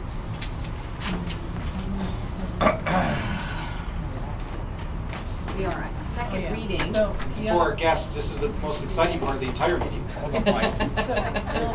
I just want to say one more thing. There's, you can make a decision also to extend it to Gold Star parents. We didn't say that, but that can be decided, from individual school districts too. So, and those are for parents who lost children. Do we have to we have to decide that now? You can just, well, it's part of the decision. So if you don't do it, you can always add it on at another time. I'll make a motion to add the goal. I second, yeah. All in favor? All in favor. It's another one for a parent. What else do you need from us? We're giving out motions here. I don't want your first one. Careful what you wish for. Oh, Keegan. We're moving on to second reading of policy 4311.1, display of the flag. This is a required policy. Board of Education believes. Motion to waive the reading. Second. All in favor? Okay, we discussed this the last time. This is the parameters around, and the regulations. This is the parameter around the law of displaying the flag, and it's required. Anyone have any questions? I was just wondering, I know you guys were talking about looking into lights. That's the regulation. That's gonna come on this one. It's the next one. I'll hold. Yeah. This is just that it's at the buildings in every classroom. We don't really have a choice on In the this. dark. Anyone want to Oh, make a motion to approve policy 4311.1. All in favor? Okay, next policy is the second reading of display of the flag regulation, 43. Hold on, this is the second reading? Yeah. Yes, okay, sorry. 4311.1R regulation. Flags displayed. Motion to waive the reading. Second. All in favor? So this is the one where we talked about Yeah. when it has to be up and where How and how? and how. So you had a question? Yeah, no, I was just, there are financial implications, like, But there's gonna be looking at financial regardless, because we're gonna have to pay someone Right, to like- come and put it up, or we could People put and lights. lights. Well, if we do lights, then we wouldn't necessarily need Oh, it's either or. someone to do it, because. You can't fly a flag in the dark. Yeah, Okay. So the light allows you to not have someone come in maybe on a holiday, so you can leave it up on Friday knowing that Monday's a Have we been holiday. flying the flag in the dark until now? no, Not somebody's necessarily. been coming in on holidays. So this will give us Like the Christmas, opportunity to maybe Thanksgiving. reduce the labor burden associated with the appropriate flag Copy. code. Okay, thank you. As long as it's not inclement weather as well. Or an all-weather flag. Could use an all-weather. Or you get a really nice one in the vestibule. Yes. That's what we're You can planning also to display- do. Yes, you can also display as long as in the main room, main building house of the school. Main- And this is a New York State. I think this might be federal. New York, so the New York State, the policy models the US flag code, which is a federal code. Carmen, when this goes up as a final, it's gonna say required. The regulation, Yeah, on the regulations, we don't put those. it's not required, It's okay. not I just wanted to required. make sure that we're not missing something, okay. But this is it's not written as required, but we did look it up when we were there. It's like a law, so like it's not. It was in the big book we have. Correct. Yeah, so it's not something that School we law. could. Yeah, the school law. Thank you. That big old book that I opened and I read. was gonna say. Carmen definitely. So, Okay. Motion to approve policy 4311.1R. Second. All in favor? just if, for the edification of the board, if you go back to the policy, you'll look under the references, that shows you the legal foundation that that generates the aspect of it. So it's U.S. Flag Code. It's also New York State Commissioner's regulations. So it's all and above. Okay, now we are doing first reading, policy 3120, duties of the superintendent. The superintendent of schools. Motion to waive the reading. Second. All in favor? So this one actually took us some time to look at. It was like a few meetings where it came with a litany of possible duties of the superintendent. So Mike went through and he read, and these are the pieces that he took from there that he thought were important for the duties of the superintendent here at Henhud.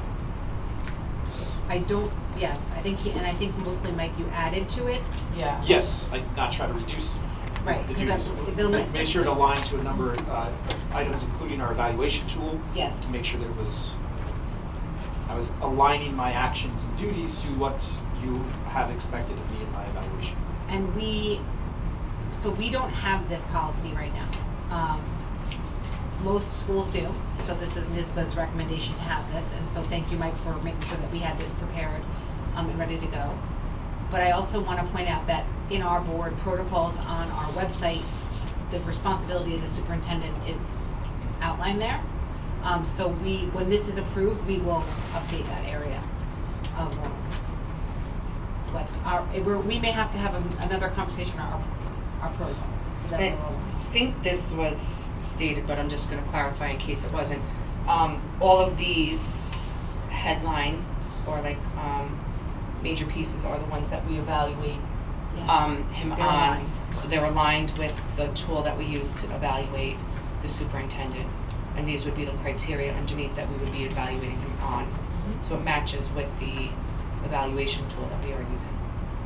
Correct. And one of the main, where this is grounded is one of the main duties by law ascribed to the Board of Education is to hire and evaluate a superintendent. So that's why this is a key component of the board's oversight process.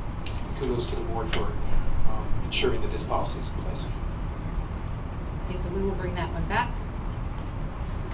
This is the first reading to retire policy 2240, board superintendent relationship.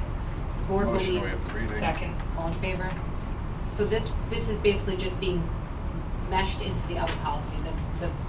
The newer language is inside the other policy. So once we adopt that policy, we will retire this policy.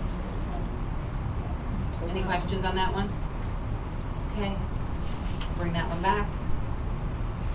First reading, policy code 4010, equivalence in instruction, staff and materials.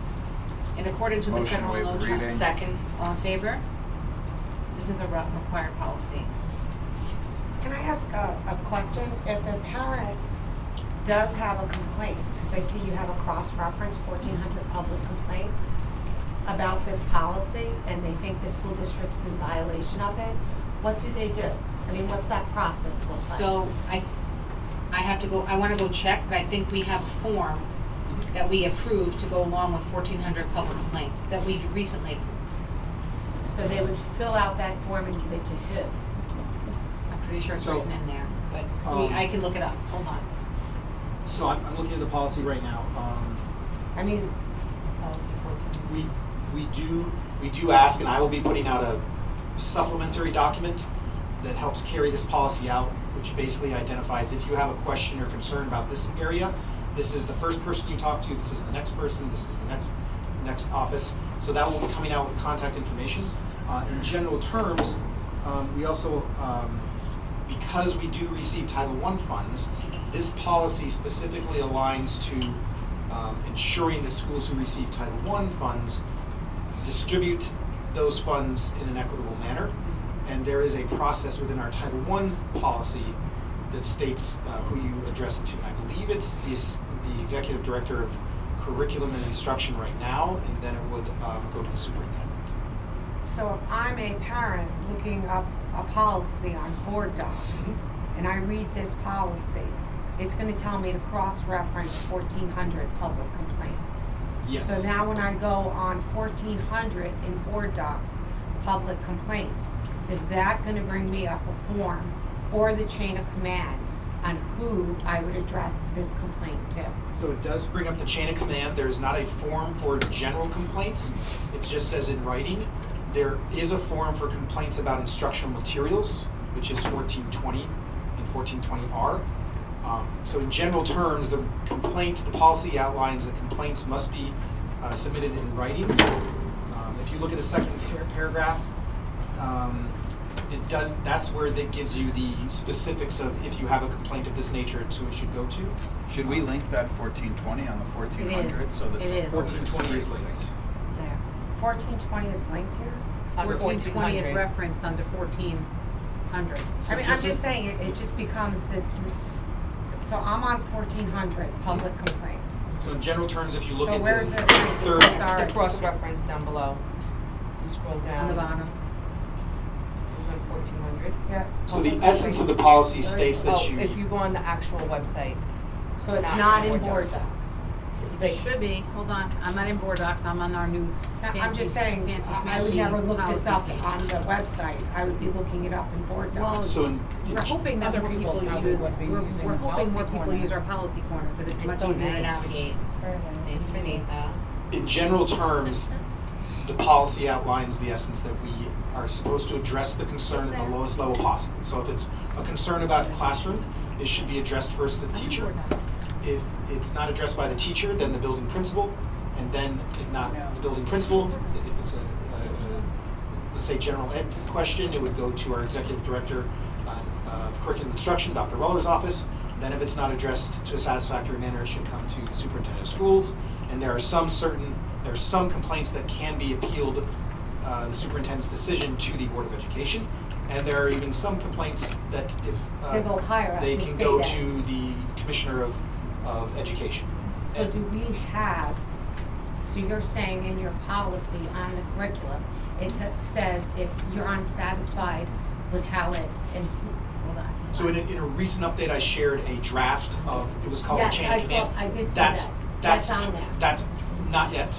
That's still in development, and it will be updated on the website, and we'll keep the board updated on when that document goes live. But Hey, to Mike, what see, makes that document go from draft to live? Just from a, once I'm satisfied, because That you many have of these something to look policies for. say the superintendent of schools is responsible for implementing practices, I'm working with the administrative team to make sure we've captured every type of concern or complaint. And there are some that cannot be appealed to the board, but can be appealed to the Commissioner of Education. We're not going to be able to address everything, but it's going to be a document that gives a good start. yeah. Thank you.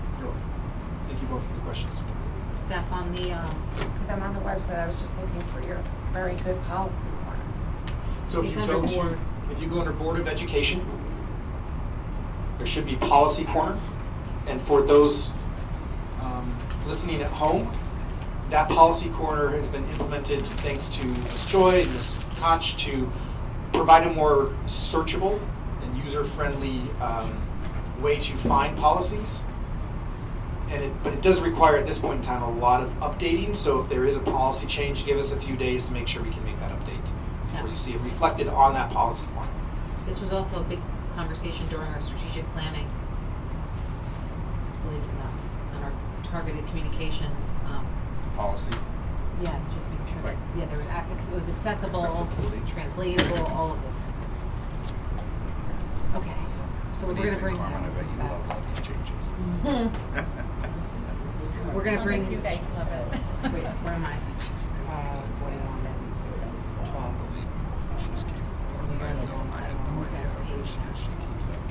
Yeah, guys, I'm on the policy corner, and I don't see a link to your complaint form that you're talking about. No, it's not a link, it's a cross-reference. So you have again- to go.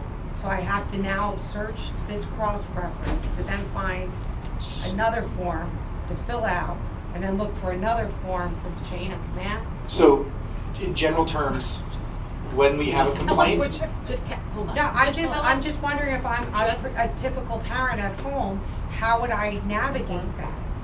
Just, how do you want it to be? What is your suggestion to make it more It's too hard user-friendly? to find the form, is what Yeah, you're it should There just is be no linked. form right now. It's you're looking at the policy, So it you're will be reading that easier policy, to find when it's then it's telling finalized. you to go to public complaints. In public complaints, it tells you a chain of command. Where do you go? Who do you Is go there a to? hyperlink to that? No. We should make it a hyperlink. Stephanie, there's no form for it. It's giving you the What I'm chain saying of is, it command should in be a that public hyperlink to where you need to go to. complaints Now, area. You just guys, click to the this next is one. what I'm saying. Your policy says, I'm just trying to make it user-friendly. I'm not trying to be a pain in the ass. No, I know, I'm but- saying that if I look up your policy, Your and I policy. get, and then Our- it cross-references 1400. Yeah. So now I'm on public complaints. Just so you know, when you go down to public complaints, there's 1, 2, 3, 4, 5, I 6, 7, think 8, 9, 10 If I can other clarify what I policies think to Stephanie is cross-reference. asking for, to bring those two together, is anything that's cross-referenced should be a link that takes you directly Like to a the hyperlink. next one, like a So when we hyperlink. cross-reference it, it should So just like, hyperlink to for the example, cross-reference. 1400 In the has policy corner, you want us to do 1420 hyperlinks? Yeah. to hyperlink those to So what you it's could just click cross-referenced. Is that what you're 1420 and asking see for? that that's One the of the one you're things that would be looking for. helpful. I mean, because the way this is now, I have 10 cross-reference policies now to go back and look up to Yeah. see if they're No, it's good to cross-referenced. cross-reference. here's You could what I- right-click, open in a new tab, and keep them all open. Here's what I can Yeah, suggest. that makes sense. That's a good idea. Here's what I can suggest to any parent or community member who has a complaint in the spirit of the policy. That was change. So quiet now. Reach out to That's- the that's department that back it you have the concern about. Doesn't need to be in writing. The only one, according to the policy, is if you have a concern about the superintendent, it has to be in writing. Reach out. If you're not satisfied with that, ask who their direct supervisor is, and they should provide it to you. It is our approach as a school district that we want to be responsive and hear requests as they come in and help people get the information they need. So That makes sense. the policy is in place basically to say if somebody doesn't pick up the phone and get back to you, or if somebody doesn't respond to you, who do they go to next, and how do we carry out our established value of clear and targeted communication. And everything we seek to add to this will be, such as the chain of command chart, will be forthcoming too.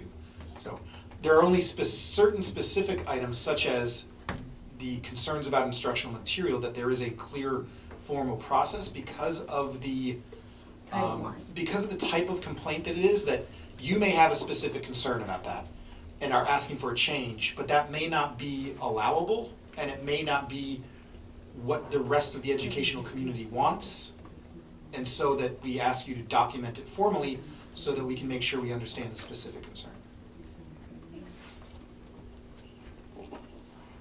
Okay, so we're gonna bring this back, but we are requesting the exploration of putting in the policy corner, not on board docs, but in the policy corner, that those are linked, those cross-reference policies are linked, so they're easier to navigate. Yes.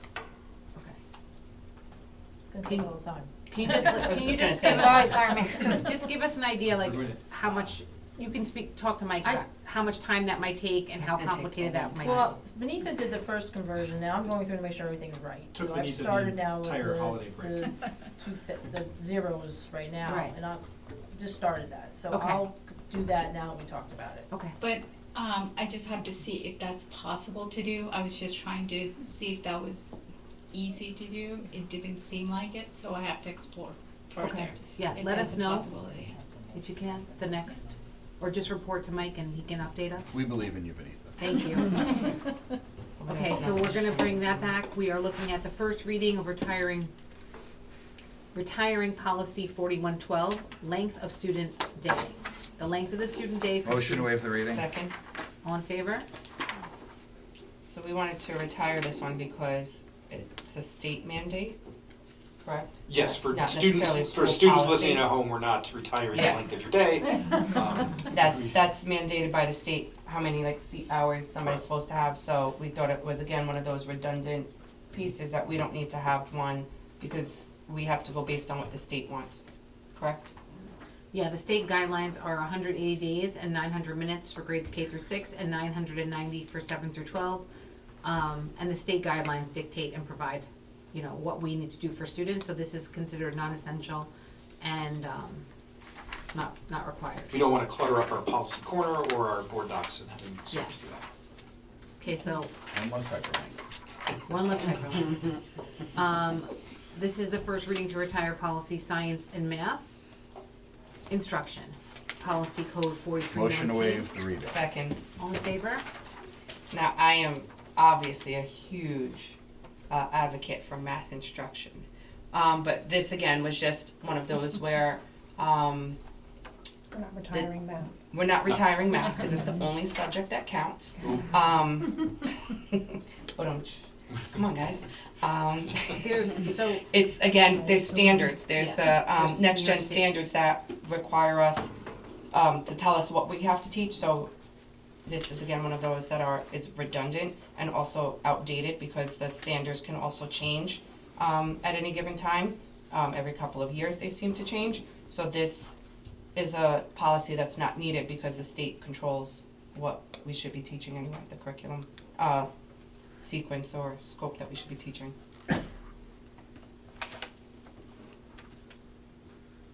Okay, bring that one back. We move on to the first reading, revision policy 4321.3, allocation of space for special education programs. The Board of Motion to Education. waive the reading. Second. All in favor? So we're revising the text on this? We don't have this one yet? I believe we're revising the policy number. This is a policy number alignment, not a word change. I used it on the right, but it says point here.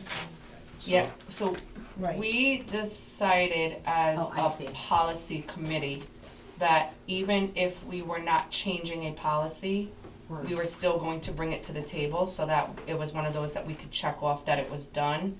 And even if we were changing a number, we were going to bring it so that it's, We have to we are vote on go- changing the number. That's the Yeah. case here, so we're, the specifics are changing the policy number from 4321.8 to policy number of 4321.3. That's it, the language is identical. Okay? Legal, law, court now? What? It's court now, she's objecting. You guys wanna disapprove this one, since it's just Sure. a number change? Motion to waive the second reading of policy Second. 4321.3. It's going crazy now. 4321. No, you're right. Yeah. All in favor? Sherry. Motion to approve policy 4321.3. Second. All in favor? Okay, that one's good guy, good work, guys. This is the first reading of revision policy 4422, services of district students, private tutoring services of district students. The Board of Education offers a comprehensive. Motion to waive the reading? Second. All in favor? I'm adjourning. So the wording changes here are in red. Again, just to be a little more inclusive and also to, Yeah. just make it, like, taking out all the specifics of what could be done, just so that we are saying available services, so it doesn't seem like it's limited to certain, areas. And we're trying to make sure that this policy really does put in, it explains that we are to provide services to students to give them the support that they need. And those services vary by level. And then it outlines parents can, this is what's important, parents can seek tutoring on their own, and it explains the parameters around that recommendation. Yeah, for example, I think it's common knowledge here, but it's put in that, like, a teacher or staff member that has a student that academic year would not be able to privately tutor that student that they currently are teaching. And on one hand, it provides those primarily guidelines for the teachers. Could we have parents well-intentioned, know that their child has a good relationship with the teacher, parent has a request that that teacher will choose to tutor them, think about the position that could put a teacher in. If we didn't have this policy and they didn't feel ethically or that they wanted to, a teacher in that particular situation could rely on it and say, I'm not allowed to by board policy, and still preserve that relationship with the parent and not potentially offend them. Very good point. Okay, so now that one will come back. We have first reading, policy 8130, school safety plans and teams. Motion to waive the reading. Second. All in favor?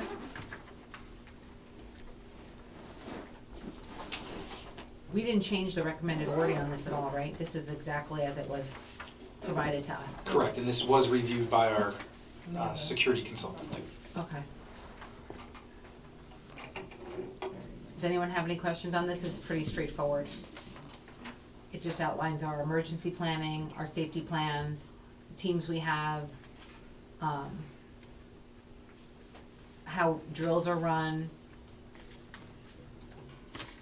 and how the board will review this every year and adopt it, and how we report to the state and law enforcement. So we did not touch this one. This is as it was recommended. So we'll move bring that one back unless anyone has any question. Okay. The last one of the night is the first reading of policy 9520.6, rights of employees to express breast milk in the workplace. Motion to waive the reading. Second. All in favor? This is another required policy. This just provides detail as to when members would be able to express breast milk, where locations would have to be, what kind of location would have to be provided for them. And this is all required, and I was surprised I was actually surprised we don't have this policy right now. And Human Resources Department did review this policy as well. And we our will- attorneys. And our attorneys.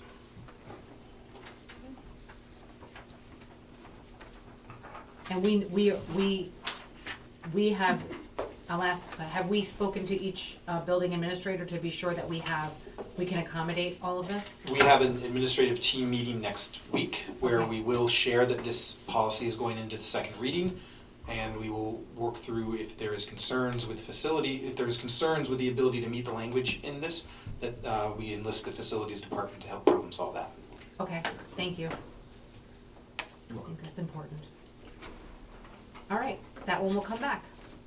Great, good job. So we are moving on to committee reports. Does anyone have any committee reports? Finance committee met last week. Safety You met just last reviewed week. it? Mm-hmm, just reviewed it.